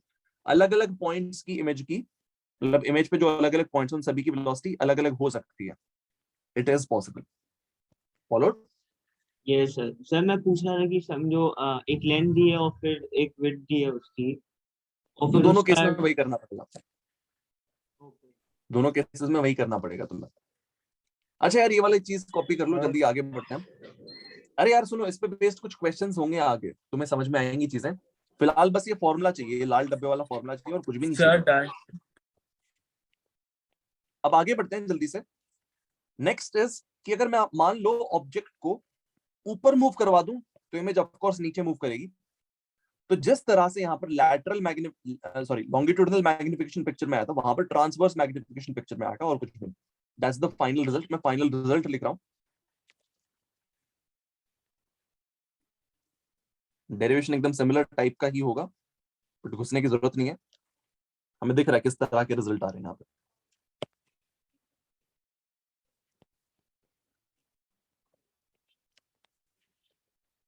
तो यहाँ पर देखो, पॉजिटिव एक्सिस तुम कहां मानते हो? ऊपर मानते हो। तो ऑब्जेक्ट अगर ऊपर जाते हुए माना है, व्यू वेक्टर को ऊपर, तो एक काम करो, वी आई वेक्टर को भी ऊपर मान लो, बट हमें अंदर से मालूम है ये नेगेटिव आ जाना चाहिए, और नेगेटिव आएगा। Do not worry. अब देखो यहां पे V I is equal to transverse magnification into V O आ जाएगा। ट्रांसवर्स मैग्निफिकेशन क्या होता है? माइनस वी अपॉन यू होता है। तो यहां पर मेरे पास क्या आ रहा है? इमेज की velocity corresponding to object velocity negative आ रही है, ऑफ कोर्स, व्हिच मींस ये इमेज नीचे चली जाएगी अगर ऑब्जेक्ट ऊपर जा रहा है। फॉर सम केसेस सारी चीजें डिपेंड करती है मैग्निफिकेशन किस तरह का है। मैग्निफिकेशन नेगेटिव है तो क्या होगा? ऑब्जेक्ट ऊपर तो इमेज नीचे। ऑब्जेक्ट ऊपर जाएगा तो इमेज और नीचे जाएगी। अगर ऑब्जेक्ट की वेलोसिटी पॉजिटिव है तो इमेज की वेलोसिटी नेगेटिव आ जाएगी। ऊपर को हमने पॉजिटिव लिया है और नीचे को हमने नेगेटिव लिया। प्लस मतलब अपवर्ड्स और माइनस मतलब downwards. Sir, it will depend upon where the object is, no sir. The velocity it won't be always negative, no sir. That vi vector. Exactly, बिल्कुल। तो वही मैंने कहा, it all depends on this. If this is negative, तो क्या होगा वो मैंने बता दिया। अगर ये पॉजिटिव आ जाए तो इसका मतलब क्या है कि अगर ऑब्जेक्ट ऊपर है तो इमेज भी कहीं पर ऊपर बन रही है। तो अगर ऑब्जेक्ट ऊपर जाएगा तो इमेज भी कहीं पर ऊपर ही जाएगी। समझ में आ रहा है? So depends on the value of the transverse magnification, ये पॉजिटिव आएगा कि नेगेटिव आएगा, है ना? तो ये वाला पार्ट भी मैं जल्दी से लिख देता हूं वहां पे।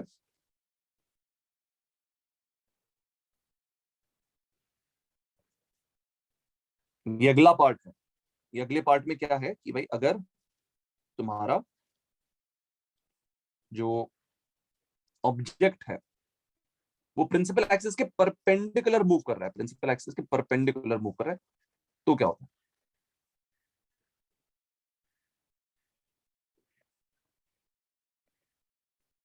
I just paste that over here.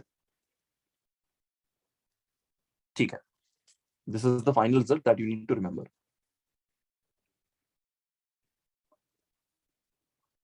जल्दी से कॉपी कर लो।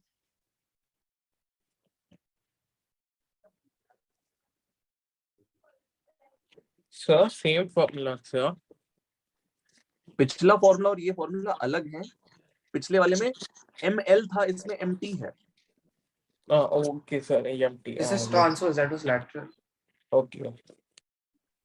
सर आप वो केस रिपीट करोगे जब दोनों की वेलोसिटी सेम डायरेक्शन में होगी? हाँ देखो, अगर मान लो ये पॉजिटिव आ जाए, ट्रांसवर्स मैग्निफिकेशन पॉजिटिव का मतलब क्या है कि अगर ऑब्जेक्ट ऊपर रखा है तो इमेज भी ऊपर कहीं पर आ रही है ना? पॉजिटिव का मतलब वही है। तो अगर मैं इसको और ऊंचा कर दूं तो ये और ऊंची हो जाएगी। अगर ऑब्जेक्ट को और ऊंचा कर दें तो इमेज भी और ऊंची हो जाएगी, हाँ कि ना? तो अगर ऑब्जेक्ट ऊपर जाएगा तो इमेज को कहां जाना पड़ेगा? ऊपर ही जाना पड़ेगा। So if VO is positive and this is positive, this would automatically come out to be positive. Is that right? Yes, sir. So basically, if the image distance is negative, then both will be in the same direction, right? नहीं, see it depends. अच्छा okay, तुम कह रही हो image का distance अगर negative आ जाए, yes, कि अगर u और v दोनों u और v दोनों नेगेटिव हैं, तो ये नेगेटिव बन जाएगा तो ऑपोजिट डायरेक्शन में जाएगी, कि अगर दिस इज पॉजिटिव ये नेगेटिव आएगा, है ना?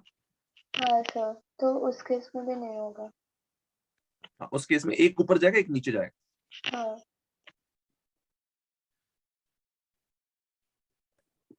Sir, बोलो। you're defining positive as the coordinates or and the position of image or the direction in which it is going. Direction. तो सर आपने बोला कि वो प्रिंसिपल एक्सिस के ऊपर इमेज का पोजीशन रहेगा तो वो पॉजिटिव रहेगा। हाँ। So that's what I'm asking, that is it the coordinates that's stating positive? यहाँ पर मैंने जो लिखा है this is for the direction. Then I was saying if empty is negative, then if the object is going up, image would go down. If empty is positive, then what would happen is object ऊपर जाएगा तो image को भी ऊपर जाना पड़ेगा। That is what I said. दो अलग-अलग चीजों के बारे में बात करी हमने। This is for the direction. This is I'm defining the directions. यहाँ पर मैं directions define कर रहा हूँ। फिर उसके बाद जब ये फॉर्मूला आ गया था, उस टाइम मैंने थोड़ा और बातें करी थी कि यार ऐसा है क्या, हमेशा ऑब्जेक्ट ऊपर जाएगा तो इमेज हमेशा नीचे ही जाएगी, ऐसा है क्या? कि कभी कभार ऐसा भी हो सकता है कि अगर ऑब्जेक्ट ऊपर जाए तो इमेज भी ऊपर जा रही हो। सो उसके बारे में मैंने बातें की थी। It all depends on what is the sign of transverse magnification. If this is negative then VO and VI would be directed opposite. एक ऊपर है तो दूसरा नीचे आएगा। अगर ये पॉजिटिव आ जाए तो दोनों का साइन सेम होगा, विच मींस अगर दोनों ऊपर जा रहे हैं, सॉरी एक ऊपर जा रहे हैं तो दूसरे को भी ऊपर जाना पड़ेगा, एक नीचे जा रहे हैं तो दूसरे को भी नीचे जाना पड़ेगा। इसके बारे में बातें कर रहा था। फॉलो हुआ? हाँ सर, एंड जब भी इमेज का कोऑर्डिनेट्स पॉजिटिव रहेगा तो वो कैसे आप डिफाइन करते हो? हाँ देखो, अगर मान लो मेरा ऑब्जेक्ट यहाँ है और लेट्स से मेरी इमेज कहीं आ जाती है, ये यूजुअली यहाँ पर होगा ऑफ कोर्स, इधर पे तुम्हारा ऑब्जेक्ट है और यहाँ की तुम्हारी इमेज आ गई। V is positive, U is negative, तो MT would come out to be minus of plus upon minus, तो ये क्या आएगा? ये आएगा प्लस। MT आ गया प्लस। अब ये बताओ, अगर ये प्लस आया है और VO भी प्लस है तो VI क्या होगा बताओ? हाँ प्लस, दोनों आपको सेम डायरेक्शन दोनों है। प्लस है ना? हाँ। किसी और को भी doubt? Thank you. Anyone else? Copy हो गया? Can I move on to a question? Yes sir. ठीक है, मैं एक सवाल पे चलता हूं भाई जल्दी से। तो ये रहा हमारे पास एक क्वेश्चन, इसमें मिरर को भी मूव किया जा रहा है और ऑब्जेक्ट को भी मूव किया जा रहा है। तो you know how to solve this. Mirror पे बैठ के सॉल्व करना, फिर ग्राउंड पे वापस आ जाना। बिकॉज हमने ये वाला जो केस किया था इसमें स्टेशनरी मिरर लिया था। तो मिरर को स्टेशनरी बनाओ, मिरर पे बैठ जाओ, then you can use the formulas that we have just now derived. So we have to take the relative velocity, sir. तुम सोचो क्या करना पड़ेगा।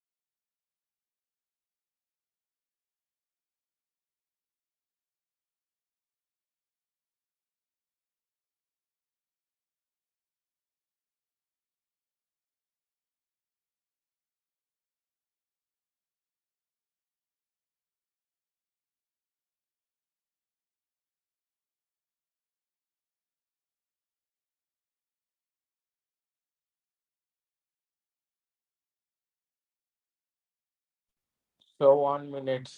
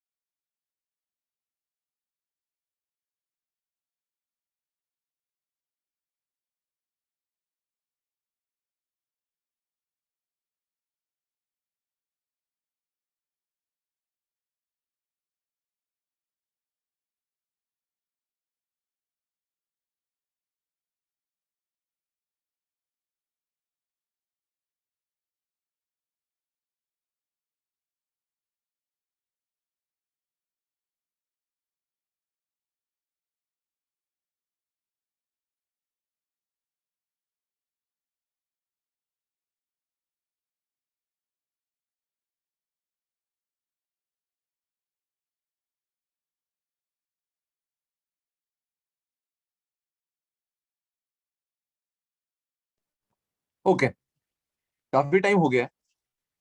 The correct answer is -7/4 centimetre पर सेकेंड, मतलब 7/4 सेंटीमीटर पर सेकेंड टू द लेफ्ट, वो इसका सही जवाब है। ठीक है, तो 2-3 लोगों ने इसका करेक्ट आंसर दिया है। हर्ष का सही है, अक्षत का सही है, गुड। 21114 सही है। व्हाट्स योर नेम यार? राजवीर। सॉरी राजवीर। भाई सुना नहीं मैंने। राजवीर। राजवीर, हाँ हाँ, अरे हाँ, पहले भी पूछा था तुमसे मैंने नाम, sorry. Okay, Some minus or positive, sir. हाँ मैंने बहुत स्पेसिफिकली बोला यार, -7/4, Okay, sir. -7/4 centimetre, which means it is 7/4 centimetre पर second to the left. That is the meaning of it. अब देखो, इस पूरे प्रोसेस को मैं 2 स्टेप में करता हूं। पहला स्टेप, मिरर को बना दो stationary by standing on the mirror, because हमें कुछ फॉर्मूले पता है जिससे कि मैं ऑब्जेक्ट की वेलोसिटी को इस्तेमाल करके इमेज की वेलोसिटी निकाल सकता हूं, बट उसके लिए मिरर शुड बी स्टेशनरी। उसी के लिए वैलिड है वो फॉर्मूले, उसी के लिए डिराइव किया हमने। तो हम एक काम करते हैं, मिरर पे बैठ जाते हैं। That is the step number 1। So step number 1, sit on the mirror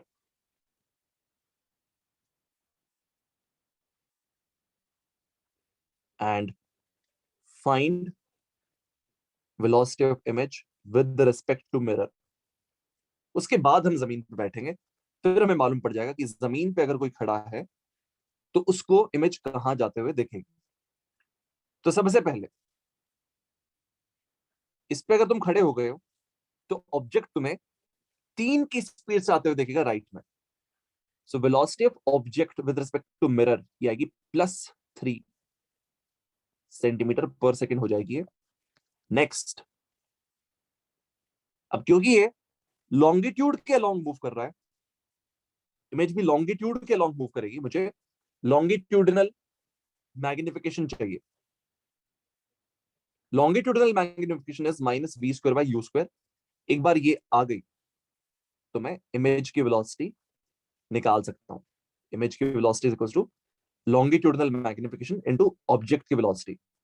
अब ये सारी चीजें हम मिरर पे खड़े होकर निकाल रहे हैं, बिकॉज मिरर रुका नहीं होता, उसको रोकने के लिए उसके ऊपर खड़ा होना पड़ा।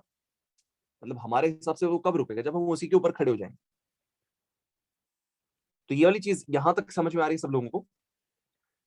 So to get this, do I need to find V? U is given to me. U is given to me. Do I need to find V? Yes, I need to find V. How do I find V? मुझे mirror formula इस्तेमाल करना पड़ेगा। Mirror formula क्या है? 1/v is equals to 1/f minus 1/u, ये हो जाएगा। So 1/f, focal length इसकी क्या है? -10 सेंटीमीटर है, माइनस 1/u, u -30 सेंटीमीटर है। तो यहां पर अब क्या होगा? इसको 3 से मल्टीप्लाई कर दो, 2/-30 आ जाएगा, 2/-30 आ जाएगा। v की वैल्यू -15 सेंटीमीटर आ जाएगी। अब अगर मैं लॉन्गिट्यूडनल मैग्निफिकेशन निकाल लो, जो कि -v² है, उसकी वैल्यू आएगी -15 का स्क्वायर डिवाइडेड बाय -30 का स्क्वायर। माइनस तो एनीवेज कट जाएगा, 15/30 इज हाफ, उसका स्क्वायर करेंगे 1/4 आएगा। So this is -1/4। सो अब मैं क्या फॉर्मूला इस्तेमाल करूंगा कि भाई देखो, हम जहां बैठे हैं यहां से ऑब्जेक्ट कितना तेज आ रहा है वो तो मालूम है, लॉन्गिट्यूडनल मैग्निफिकेशन भी मालूम है, यहां से बैठ के इमेज की क्या वेलोसिटी दिखेगी, इसका मेरे पास एक फॉर्मूला है कि भैया इमेज की जो वेलोसिटी दिखेगी एक रुके हुए मिरर के हिसाब से, that is equals to long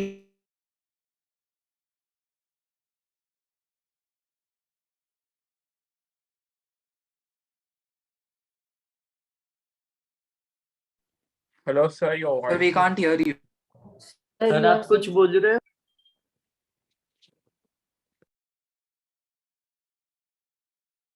Sir, video is also paused. Sir ने वीडियो ऑन किया था? No. Sorry, the screen.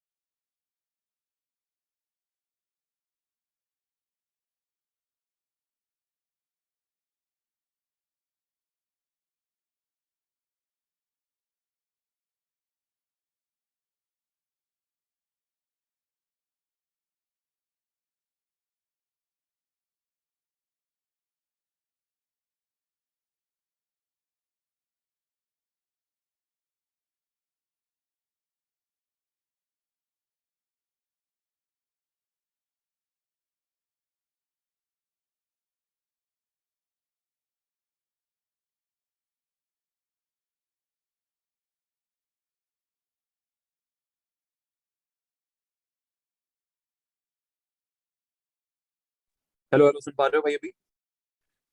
Yes Yes, sir. sir. अरे यार मैं इतना सारा आगे तक बता दिया, अभी मेरे को मालूम पड़ा कि डिस्कनेक्ट हो गया था। 1 मिनट रुक जाओ।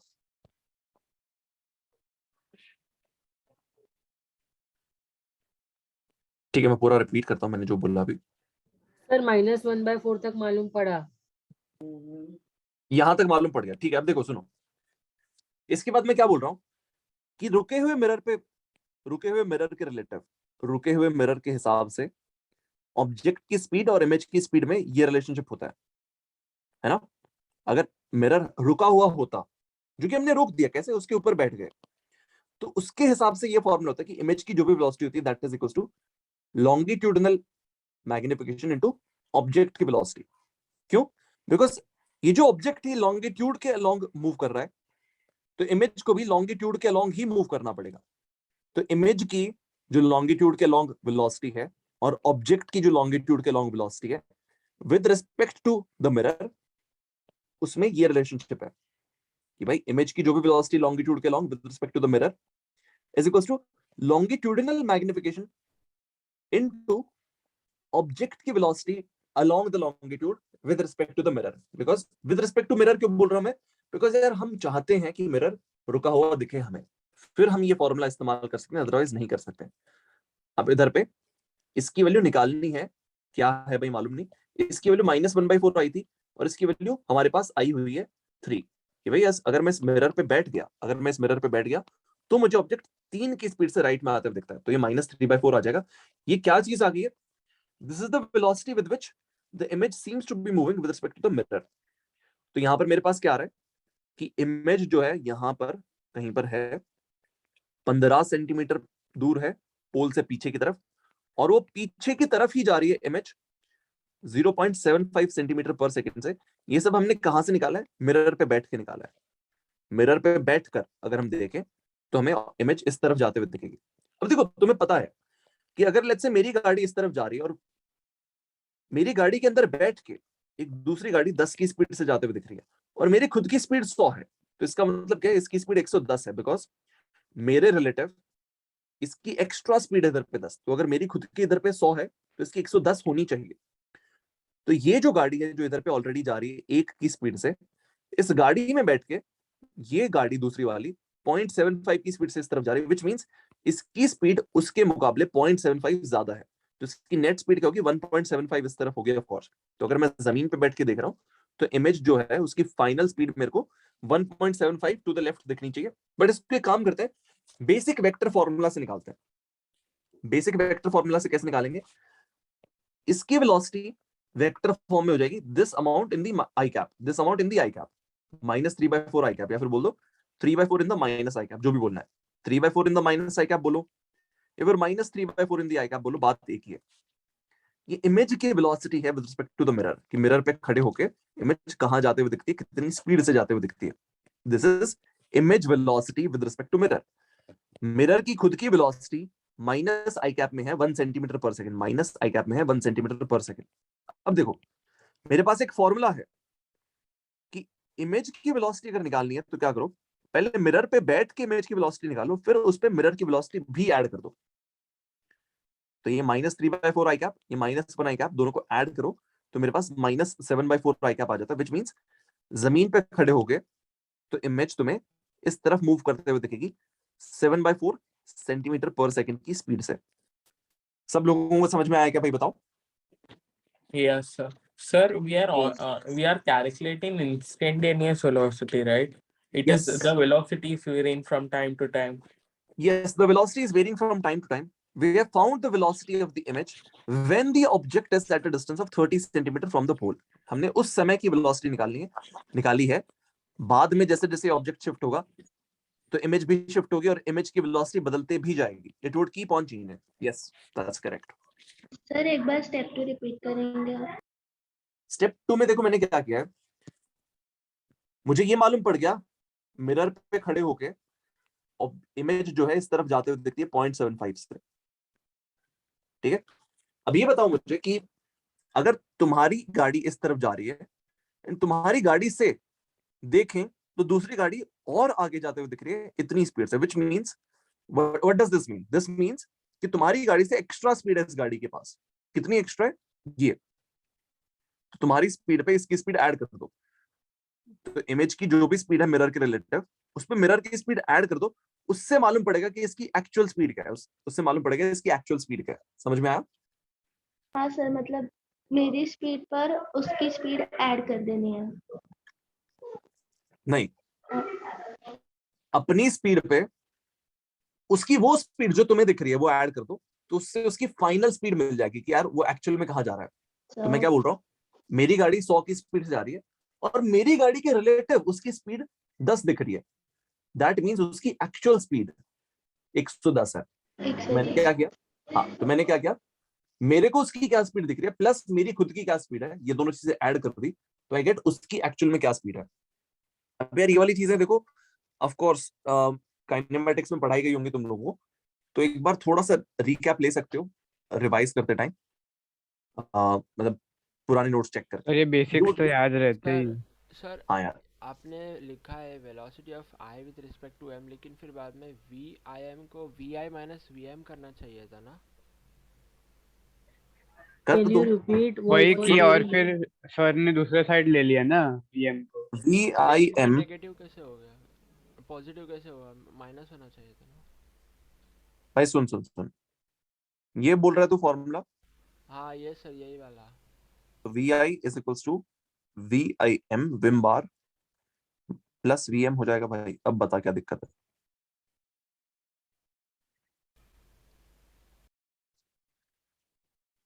अच्छा सर अभी समझा, हाँ हाँ। Next,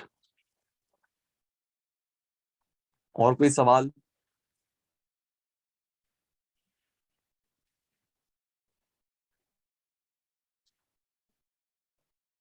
Sir, so it is over, sir. Today's that spherical mirrors. देखो स्फेरिकल मिरर का मोस्ट पार्ट खत्म हो गया है, अभी थोड़ा बाकी है, it is not over yet. It's not over. ठीक है, आगे बढ़ जाऊं? Yes, sir. ठीक है, अब देखो इसके बाद कुछ सवाल ऐसे होते हैं जिसमें हम मिरर को काट देते हैं, यार इसके 2 टुकड़े कर दो या फिर 3 टुकड़े कर दो एंड सो ऑन। ऐसे कुछ सवाल होते हैं, उनको कैसे सॉल्व करना होता है मैं बताता हूं। तो देखो मिरर को कट करने के बाद तुम उसके साथ क्या कर रहे हो, इस चीज पे तुम्हारा जवाब डिपेंड करेगा। फॉर एग्जाम्पल कुछ लोग क्या करते हैं, ये रहा मिरर, ये रहा मिरर, और इस मिरर को कट करेंगे थोड़ा सा और वो पार्ट गायब कर देंगे, and they would keep this part at the original position and this part also at the original position. एक ये केस होता है। दूसरे केस में लोग क्या करते हैं, लेट्स ये वाला पार्ट कट किया, ये वाला पार्ट कट किया और इन दोनों को शिफ्ट कर देंगे। एक ये वाली चीज होती है। यहाँ पर 2 केसेस आ जाते हैं, cutting without shifting, second cutting and shifting. तो 2 अलग अलग केसेस हैं। फर्स्ट केस बहुत सिंपल है, क्यों मैं बताता हूं।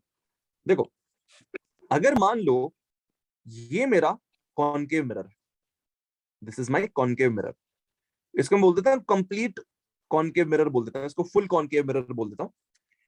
क्यों? बिकॉज इसके अब मैं कुछ पार्ट्स करूंगा, I would make few parts of this concave mirror. तो यार ये बताओ, अगर इसकी इमेज यहां कहीं बन रही है, जस्ट एक रैंडम एग्जांपल लिया मैंने, जरूरी नहीं है सेंटर ऑफ कर्वेचर वाला ही एग्जांपल ले रहा हूं मैं, कहीं पर भी बन सकती है तुम्हारी इमेज। लेट्स से यहां ऑब्जेक्ट था और यहीं कहीं इमेज बन गई, या फिर कहीं पर भी बन रही, डजंट रियली मैटर, इधर इमेज बन रही है। तो कहना इससे ऊपर वाला हिस्सा भी वहीं पर इमेज बना रहा है और नीचे वाला हिस्सा भी वहीं पर इमेज बना रहा है। ऊपर वाले की जो रेज है वो भी वहीं पर इंटरसेक्ट कर रही है, नीचे वाले की रेज भी वहीं पर इंटरसेक्ट कर रही है। Can I say that? Tell me, जल्दी बोलो। I repeat what I am trying to say. मैं क्या बोल रहा हूं, मैं रिपीट करता हूं कि अगर मान लो ये मिरर है, इस मिरर ने यहां कहीं इमेज बनाई, तो ये बताओ अपर हाफ अलग जगह पर इमेज बनाता है और लोअर हाफ अलग जगह पर इमेज बनाता है, कि दोनों के दोनों सेम जगह पर इमेज बनाते हैं? What do you think Sir, is they happening? make it at the same point, sir. They make the image at the same point. तो यहाँ पर Yes, मैं क्या sir. बोल सकता हूँ कि अगर लेट्स से इधर कहीं इमेज बन रही है, तो अपर हाफ जहां इमेज बना रहा है, लोअर हाफ भी वहीं पर इमेज बना रहा है। अब देखो एक चीज बस इसमें ये जान लो कि ऊपर वाला जो है इसकी भी यही प्रिंसिपल एक्सिस है, नीचे वाले की भी यही प्रिंसिपल एक्सिस है, पूरे मिरर की भी यही प्रिंसिपल एक्सिस है, हाँ कि ना? Do you agree? Yes sir. Yes sir. जो ऊपर वाला पार्ट है उसकी प्रिंसिपल एक्सिस भी यही है, नीचे वाले पार्ट की प्रिंसिपल एक्सिस भी यही है, पूरे मिरर की भी प्रिंसिपल एक्सिस यही है। इसका कोई भी छोटा सा हिस्सा ले लो, उसकी ये प्रिंसिपल एक्सिस है। अब सुनो ध्यान से इसके आगे, तुमने दो पार्ट्स के लिए तो तुम मान गए कि हाँ सर, अगर ओवरऑल इमेज यहां बन रही है मिरर से, तो ऊपर वाला पार्ट भी वहीं पर इमेज बना रहा है, नीचे वाला पार्ट भी वहीं पर इमेज बना रहा है, और दोनों की इमेजेस ओवरलैप हो रही है और हमें फाइनली सिर्फ एक इमेज दिखती है। बिल्कुल सही बात है। अच्छा भाई, तो यहां तक किसी को डाउट है तो पूछ लो कि अगर मिरर को दो पार्ट्स में मैंने कट कर दिया तो क्या होगा? Sir, if we cut it, then the intensity of the image would sir आप reduce ये to, sir. बताओगे कि प्रिंसिपल एक्सिस सेम कैसे है ऊपर नीचे और लाइक पूरे इमेज की? अच्छा सुनो सुनो, मेरी बात सुनो, यहाँ पर ये बताओ, कोई भी रिफ्लेक्टेड रे है, मान लो कोई रिफ्लेक्टेड रे यहाँ से रिफ्लेक्ट हो रही है, यहाँ से रिफ्लेक्ट हो रही है, यहाँ से रिफ्लेक्ट हो रही है, उन सभी के लिए अलग अलग प्रिंसिपल एक्सिस है कि सेम प्रिंसिपल एक्सिस है? Same, sir. Same principal axis है ना? तो यहाँ पर कहना है इसे अपर हाफ के लिए इसको प्रिंसिपल एक्सिस बोलूं तो चलेगा, लोअर हाफ के लिए भी इसी को प्रिंसिपल एक्सिस बोलूंगा तो चलेगा, बिकॉज यहां से कोई रे अगर रिफ्लेक्ट हो रही है तो उसको मालूम है यार इधर पे प्रिंसिपल एक्सिस है, हाँ कि ना? अब देखो ऑफ कोर्स प्रिंसिपल एक्सिस तुम कहीं पर भी बना सकते हो, सेंटर ऑफ कर्वेचर से निकलती हुई बहुत सारी लाइंस बना दो, ये सारी की सारी प्रिंसिपल एक्सिस है। तुम्हारी मर्जी किसको फाइनली प्रिंसिपल एक्सिस चूज करके तुम्हें सॉल्विंग करनी है। तो अगर मैंने इसको प्रिंसिपल एक्सिस बोला हुआ है फॉर द लार्जर मिरर, तो छोटे मिरर के लिए भी इसको प्रिंसिपल एक्सिस बोल सकते हैं, इस छोटे मिरर के लिए भी इसको प्रिंसिपल एक्सिस बोल सकते हैं। समझ में आ रहा है? फुल इमेज फॉर्म होगी। हाँ सर।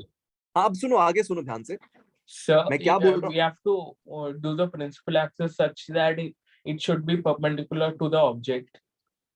नहीं यार देखो, तुम्हारी मर्जी है, you make it in such a direction such that it is very easy for you to get the image position and the object position, है ना?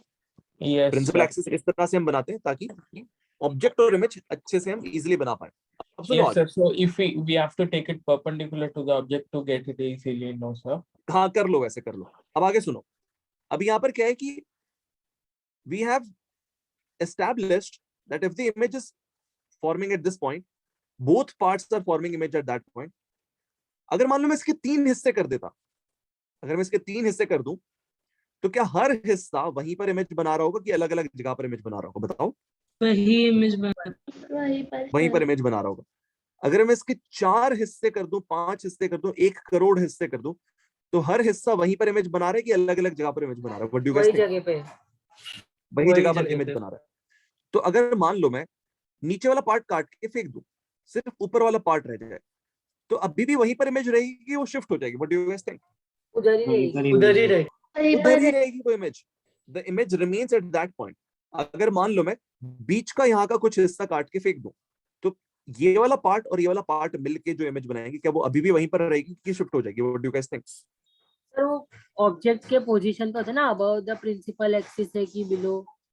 नहीं नहीं, देखो मान लो इस पूरे मिरर ने इमेज यहाँ पर बनाई थी, पूरे मिरर ने इमेज यहाँ पर बनाई थी, तो first part, second part, third part, हर एक की इंडिविजुअल इमेज वहीं पर है, हाँ कि ना? हाँ सर। तो अगर मान लो मैं सेकंड पार्ट को काट दूं, इसको फेंक दूं, तो फर्स्ट पार्ट और थर्ड पार्ट से मिलकर अब जो नई इमेज बनेगी वो वहीं पर बनेगी कि कहीं और बन जाएगी? क्या लगता है? वही बनेगी। वहीं जब पर वो बनेगी। पार्ट बस हटा रहे हो ना, बाकी कुछ शिफ्ट नहीं कर रहे हो। हाँ, there is no other shifting. मैं सिर्फ उस पार्ट को हटा के फेंक रहा हूँ, I am not doing anything else. तो अब ये बताओ, अब मुझे एक ही इमेज दिखेगी कि दो इमेज दिखेंगी? क्या होगा? एक एक ही इमेज। इमेज। बट सर वो जो रिफ्लेक्टेड पार्ट हटा है उसका क्या होगा? हाँ देखो मैं बताता हूँ।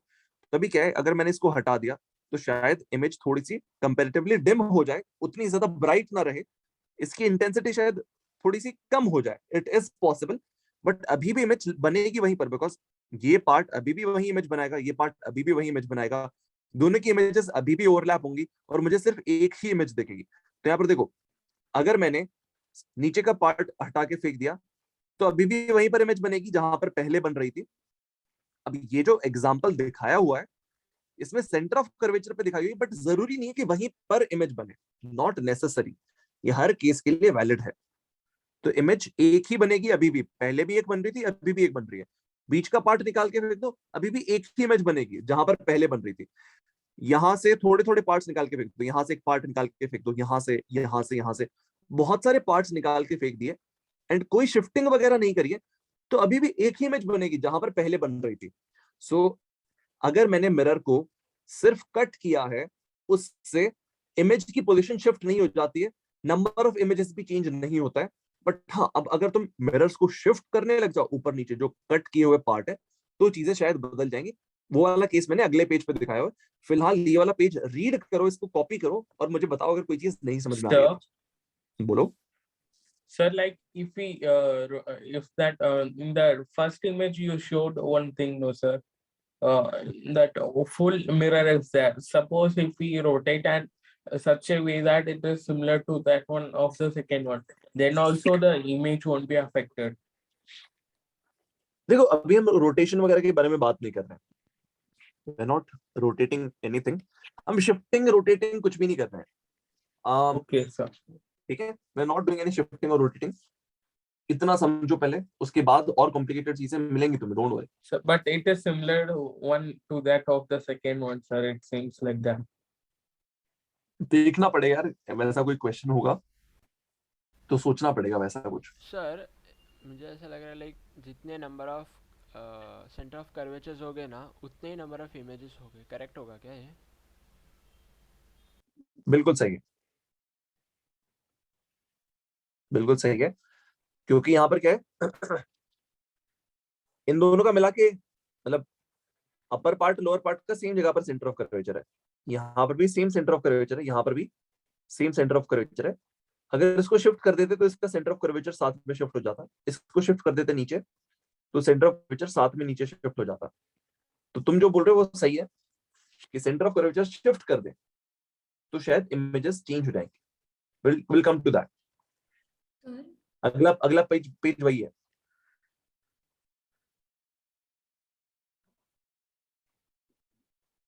सर हाँ बोलो। सर पोल वो स्फेरिकल सरफेस के सेंटर में नहीं आता है क्या एग्जैक्टली? नॉट नेसेसरी यार, नॉट नेसेसरी। मैंने जब लिखवाया था पोल की डेफिनेशन, मैंने स्पेसिफाई किया था कि जस्ट दैट पॉइंट जहां से ऑब्जेक्ट और इमेज की पोजीशंस निकालना आसान है। जरूरी नहीं है कि वो सेंटर पे ही हो मिरर के, यूजुअली सेंटर पे लेते हैं बट जरूरी नहीं है वहीं पर ले।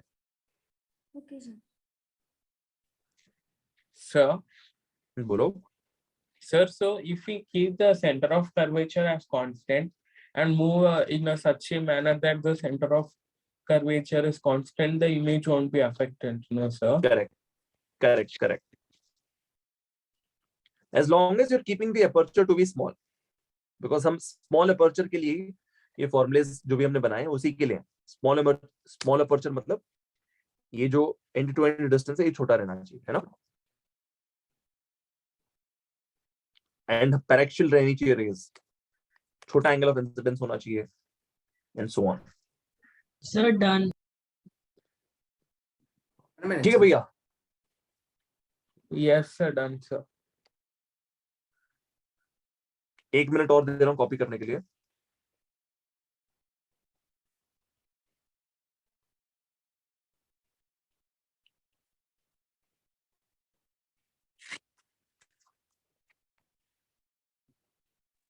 So हम वो लाइट रेज ड्रॉ करके देख सकते हैं एक एक मिरर पे कि if they are coming at the same point और नो? अरे देखो वो करने की जरूरत नहीं है, सुनो यहाँ पर इतनी मेहनत कभी करनी नहीं पड़ेगी तुम्हें। पोल का क्या सिंपल बोला था? क्या क्या पोल का क्या बोला था आपने? somebody was asking कि जरूरी है क्या कि पोल मिरर के सेंटर में हो, तो I was saying कि नहीं, जरूरी नहीं है कि पोल मिरर के सेंटर में। फॉर एग्जांपल इसका पोल तुम यहाँ पर ले सकते हो, इसका पोल तुम यहाँ पर ले सकते हो, इट्स फाइन, कोई दिक्कत नहीं है, ठीक है। ओके। हाँ, now somebody else was asking कि रे डायग्राम्स बना के भी देख सकते हो बट जरूरत नहीं पड़ेगी कभी, नॉट रिक्वायर्ड। बहुत सिंपल क्वेश्चंस होते हैं बेस्ड ऑन दिस। क्या क्या Sir, I was asking, but like, can you draw it for the like third one and show if it's possible? देखो इसके लिए बना सकते हैं, कि मान लो ऑब्जेक्ट सेंटर ऑफ हाँ कर्वेचर पे रखा है, अगर मान लो ऑब्जेक्ट सेंटर ऑफ कर्वेचर पे रखा है तो जितनी भी रेज होंगी वो रिफ्लेक्ट होकर वापस यहीं पर आ जाएंगी, जितनी भी रेज है वो रिफ्लेक्ट होकर वापस यहीं पर आ जाएंगी, okay because they retrace their paths. तो यहीं पर सबका नॉर्मल इंटरसेक्शन होगा, है ना, यहीं पर सबकी इमेज बनेगी। इसने भी यहाँ इमेज बनाई, इसने भी यहाँ इमेज बनाई, इसने भी, इसने भी, इसने भी, सबने यहीं पर इमेज बना दी। तो इस वाले केस के लिए इजी था रे डायग्राम बनाना, बिकॉज रेज परपेंडिकुलरली इंसिडेंट है, तो अपना पाथ रिट्रेस करके वापस सी पे ही आ गए। ठीक है, अगले पेज पे चल रहा हूं भाई, मैं अगले पेज पे चल रहा हूं।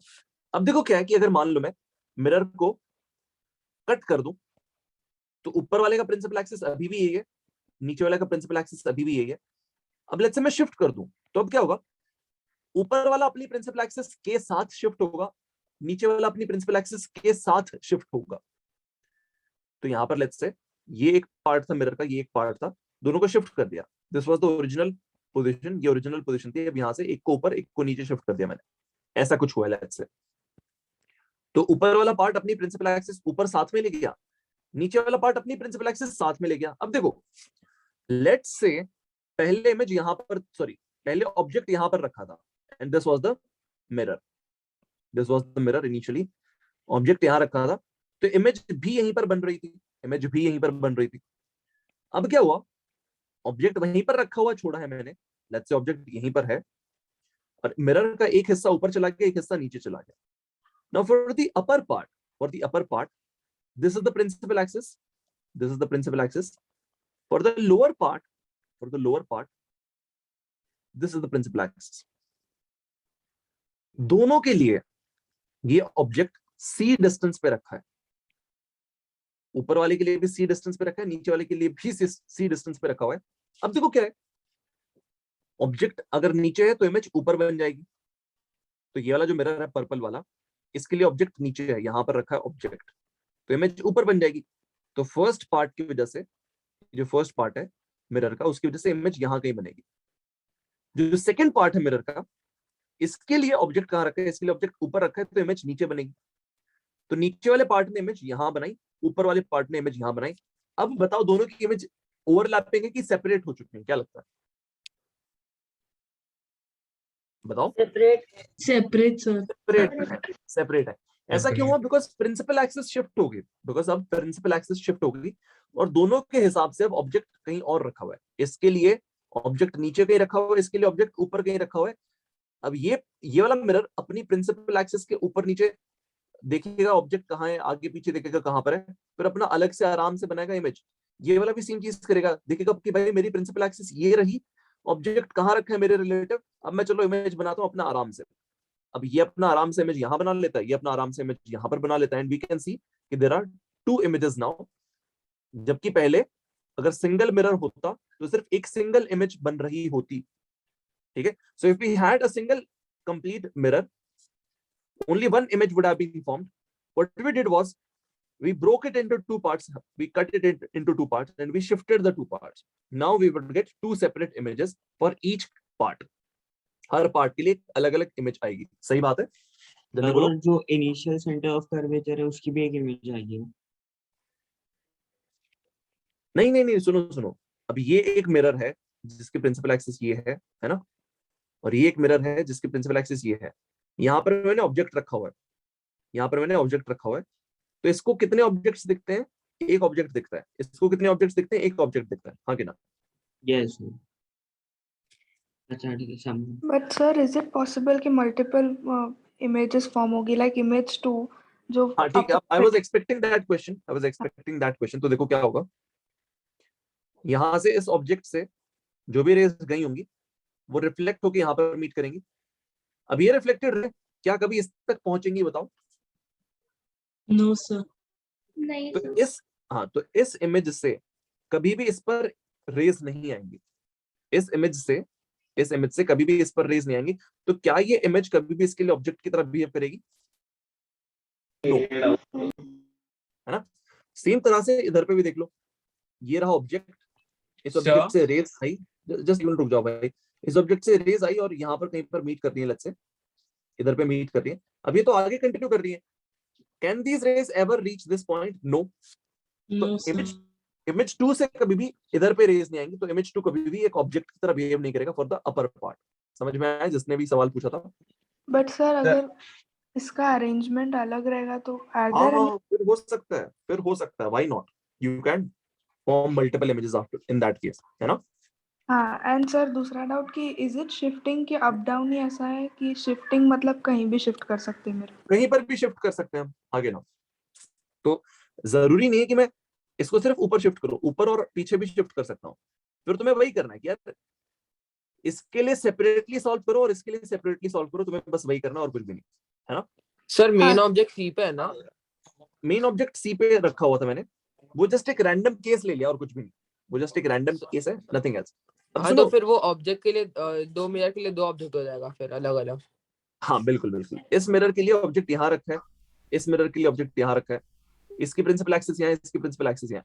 अभी बताओ हाफ मिरर के लिए भी मिरर फॉर्मूला इस्तेमाल कर सकते हैं क्या? The answer is yes, you can. ठीक है सर आप दोनों इमेजेस फॉर्म्ड का एक बार फील्ड ऑफ व्यू दिखा सकते हो क्या? क्या आप दोनों इमेजेस जो फॉर्म हुए ना उसका एक बार फील्ड ऑफ व्यू क्या होगा बता सकते हो क्या? फील्ड ऑफ व्यू अगले पेज पे पढ़ा रहा हूँ, फील्ड ऑफ व्यू मैं अगले पेज पे पढ़ा रहा हूँ। सर लास्ट टॉपिक है ना फिर? नहीं यार अभी बाकी है इसमें थोड़ी बहुत चीजें, छोटी मोटी चीजें बाकी है, बट जितने भी मैंने सवाल दिए वो सारे हो जाएंगे अब तुमसे, जितने भी मैंने सवाल दिए। सर एक डाउट है, आपने वेलोसिटी के लिए बताया था ना कि अगर object is coming from negative infinity to C तो image is moving from F to C, तो हाँ तो velocity of the image is less than the velocity of the object. तो सर वो आपने मैग्नीट्यूड वाइज बोला कि साइन लेके? नहीं मैग्नीट्यूड वाइज बोला था मैंने। Okay sir. हाँ मैग्नीट्यूड के हिसाब से बोला था मैंने, स्पीड के बारे में बोला। Sir, if we project that image one on a screen, then it is possible that it can be visible from the second mirror, sir. हाँ फिर हो सकता है बिल्कुल। अगर यहाँ पर इसको एक स्क्रीन पे बनाने की कोशिश करो तो वहां से रिफ्लेक्शंस होके नहीं यार फिर भी नहीं होगा, क्योंकि क्या होगा ये जो आई ऐसे गई और फिर ऐसे रिफ्लेक्ट होके चली जाएंगी शायद। बट हाँ अगर मान लो ये हर जगह पर रेस भेज दे, हर जगह पर रेस भेज दे, तो हो सकता है कोई रे इधर पे भी आ जाए। It is possible. Sir, it will act as an object like thing. So correct. हाँ भाई अब डिपेंड करता है यार, तुमने एकदम स्मूथ सरफेस पे इमेज ली है कि तुमने थोड़े से रफ सरफेस पे इमेज ली है। रफ सरफेस पे क्या होता है, जब रेज आती हैं वो हर जगह पर डिस्ट्रीब्यूट होके निकलती हैं। प्लेन सरफेस पे सब रफ सरफेस पे रिफ्लेक्शन नहीं होता ना? होता है बट कम होता है, कंपैरेटिवली कम होता है, बट होता जरूर है। जब सुनो मैं अगले पेज पे जा रहा हूँ, एक बार अगले पेज पे जा रहा हूँ। अब हम फील्ड ऑफ व्यू के बारे में बात करेंगे जल्दी से। यार देखो मान लो दोनों का, कॉनकेव और कॉन्वेक्स दोनों का, मान लो ये मेरे पास एक कॉनकेव मिरर है, लेट्स से इधर पे मेरे पास एक कॉनकेव मिरर है एंड इसकी कहीं पर तो इमेज बनी है, कहीं पर भी बना लो। लेट्स से इमेज बन गई है यहाँ कहीं, इमेज यहाँ पर बनी है, इसका मतलब क्या है, सारी की सारी रिफ्लेक्टेड रेज यहाँ पर आई है, सारी की सारी रिफ्लेक्टेड रेज यहाँ पर आई है, तभी तो इमेज यहाँ पर बनी है। तो एक काम करो, एकदम एक्सट्रीम वाली मतलब अपर कॉर्नर से जो इंसिडेंट रे आई है, सॉरी रिफ्लेक्टेड रे आई है वो बनाओ, और लोअर कॉर्नर से जो रिफ्लेक्टेड रे आई है वो बनाओ। ये मैंने बना दी है। अब जितनी भी बाकी रिफ्लेक्टेड रेज होंगी वो इन दोनों के बीच में कहीं पर होंगी। तो अगर तुम इस रीजन में कहीं पर भी खड़े हो तो तुम्हें इमेज से आते हुए रिफ्लेक्टेड रेज दिखेंगी। अगर तुम यहाँ खड़े हो तो क्या तुम्हें कोई भी रिफ्लेक्टेड रे दिखेगी कि नहीं दिखेगी? अगर तुम यहाँ खड़े हो बताओ। नहीं दिखेगी। No sir. तो you are outside the field of view, यहाँ खड़े हो तो तुम्हें इमेज से आते हुए कोई भी रिफ्लेक्टेड रे दिखेगी क्या? नहीं दिखेगी। So you are again outside the field of view. तो this is the field of view, is that right? क्या बोलते हो? This is the field of view. ये वो रीजन है जहां पर खड़े होने से तुम्हें इमेज दिख पाएगी, इमेज से आते हुए रिफ्लेक्टेड रेज दिखेंगी तुम्हें। मतलब ये सर इसमें ऐसा नहीं होता क्या, जो एक्सट्रीम पॉइंट्स है मिरर के वो कोई प्रिंसिपल फोकस या फिर सेंटर ऑफ कर्वेचर से पास होते हो और उससे बनता हो? ना वैसा नहीं भाई। देखो तुम बस ये देखो कि भाई इमेज कब दिखती है। इमेज से आने वाली रोशनी अगर तुम्हें दिख रही है तो तुम्हें इमेज दिखेगी, तुम यहाँ खड़े होगे तो इमेज से आने वाली रोशनी नहीं दिखेगी तुम्हें, हाँ कि ना। Now this is for a concave mirror, ये कॉनकेव मिरर के लिए बता दिया मैंने तुम लोगों को। तो सर ये तो बहुत मतलब वो हो जाएगा ना डिफिकल्ट, क्योंकि हर इमेज के लिए मतलब अलग सा मतलब एकदम बनाना पड़ेगा फिर। बिल्कुल बिल्कुल बिल्कुल, तो इसलिए बनते नहीं इस पर सवाल, ज्यादा बहुत कम क्वेश्चंस बनते हैं इस पे। अब देखो नेक्स्ट कॉन्वेक्स के बारे में बात करते हैं जल्दी से, कि अगर मान लो कॉन्वेक्स मिरर होता तो क्या होता। ये रहा कॉन्वेक्स मिरर,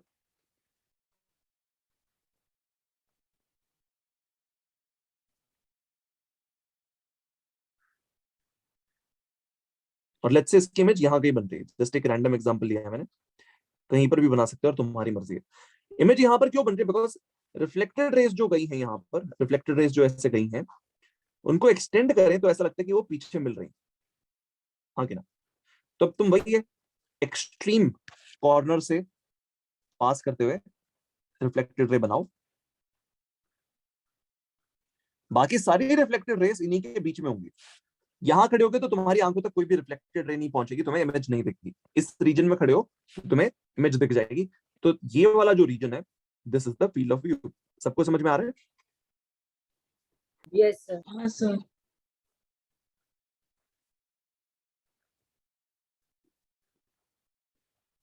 तो बस इमेज से मिरर के कॉर्नर्स के थ्रू पास करते हुए दो रेस बना दो, उन दोनों रेस के बीच में फील्ड ऑफ व्यू होता है। दैट्स इट, सिंपल है ना? Yes sir. ड्रॉ कर लिया वाला पार्ट सब लोगों ने? Yes sir. हाँ सर। Sir drawing. हाँ सुनने, एक काम करो यार, स्क्रीनशॉट लेके रख लो, तुम ड्रॉ कर रहे हैं ना। मैं एक लास्ट टॉपिक बता देता हूँ, फिर खत्म हो जाएगा पूरा topic, then you can complete the homework number 3। Sir इतना तक ही आएगा ना TWT में? हाँ TWT में इसके अगले पेज तक आएगा, इसके अगले पेज तक आएगा। तो अगला पेज भी बताने दो मुझे एक बार। तो देखो, अब मान लो मिरर के कॉम्बिनेशंस हो तो हमें क्या करना पड़ता है। प्लेन मिरर्स में क्या करते थे हम, याद है कि भाई दोनों तरफ रेज निकल रही हैं, या तो इस पे पहले रिफ्लेक्शन लेंगे या फिर इस पे पहले रिफ्लेक्शन लेंगे। फिर इस ऑब्जेक्ट की जो इमेज बनी वो उसके लिए ऑब्जेक्ट की तरह बिहेव करती है, फिर वो जो इमेज बनी वो इसके लिए ऑब्जेक्ट की तरह बिहेव करती है। ये प्रोसेस चलते जाता है, याद है?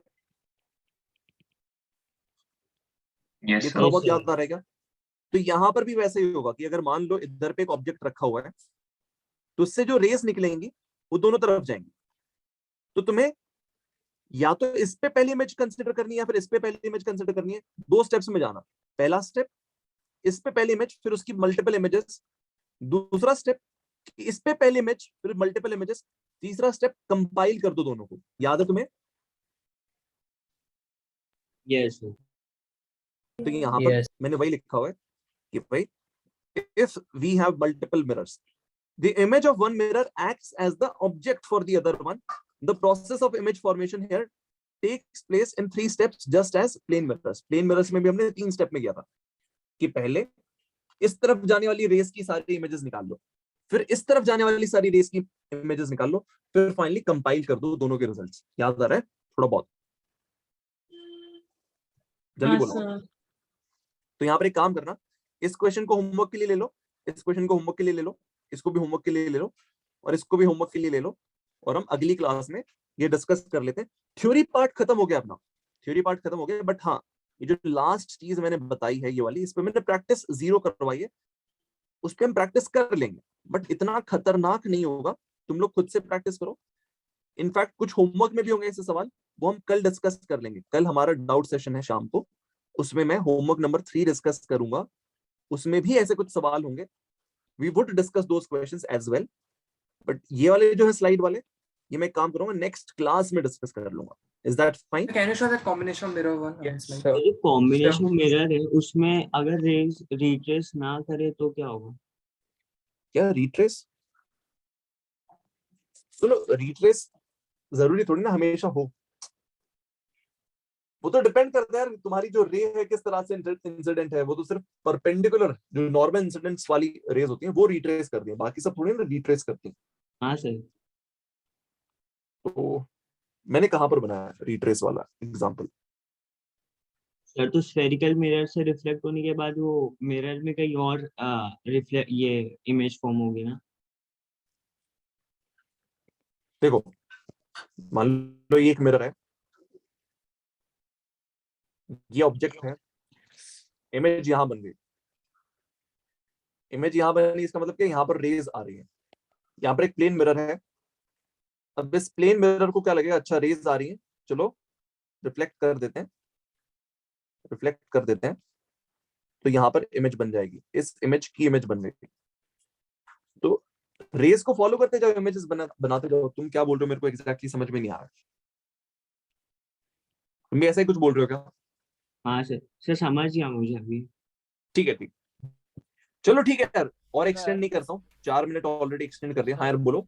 सर एडवांस में बस सब रिफ्रैक्शन वाले ही आते हैं ना, रिफ्लेक्शन वाले इतने नहीं आते ना क्वेश्चन। किसमें? सर वो हो जाएगा ना टू स्फेरिकल मिरर, हो जाएगा तुमसे, डोंट वरी। हाँ यार हर्ष क्या बोल रहे थे? सर मोस्टली रिफ्रैक्शन पे ही क्वेश्चंस आते हैं ना, ऐसा देखो मिक्स्ड आते हैं यार, मिक्स्ड आते हैं, जेई एडवांस्ड में मिक्स्ड आते हैं, जेई मेंस में हर तरह के पूछ लेते हैं, उनका मन रहता है, वो क्वेश्चन बैंक बना के रखते हैं जेई मेंस वाले, कंप्यूटर रैंडमली उसमें से उठा के पेपर सेट कर देता है, ठीक है। तो जेई मेंस में तो कैसा भी सवाल आ सकता है, रिफ्रैक्शन और रिफ्लेक्शन हो कुछ भी हो, जेई एडवांस्ड वाले प्यार से बैठ के आराम से दिमाग चला के पेपर बनाते हैं, उसमें मिक्स करेंगे वो रिफ्रैक्शन और रिफ्लेक्शन दोनों, ठीक है।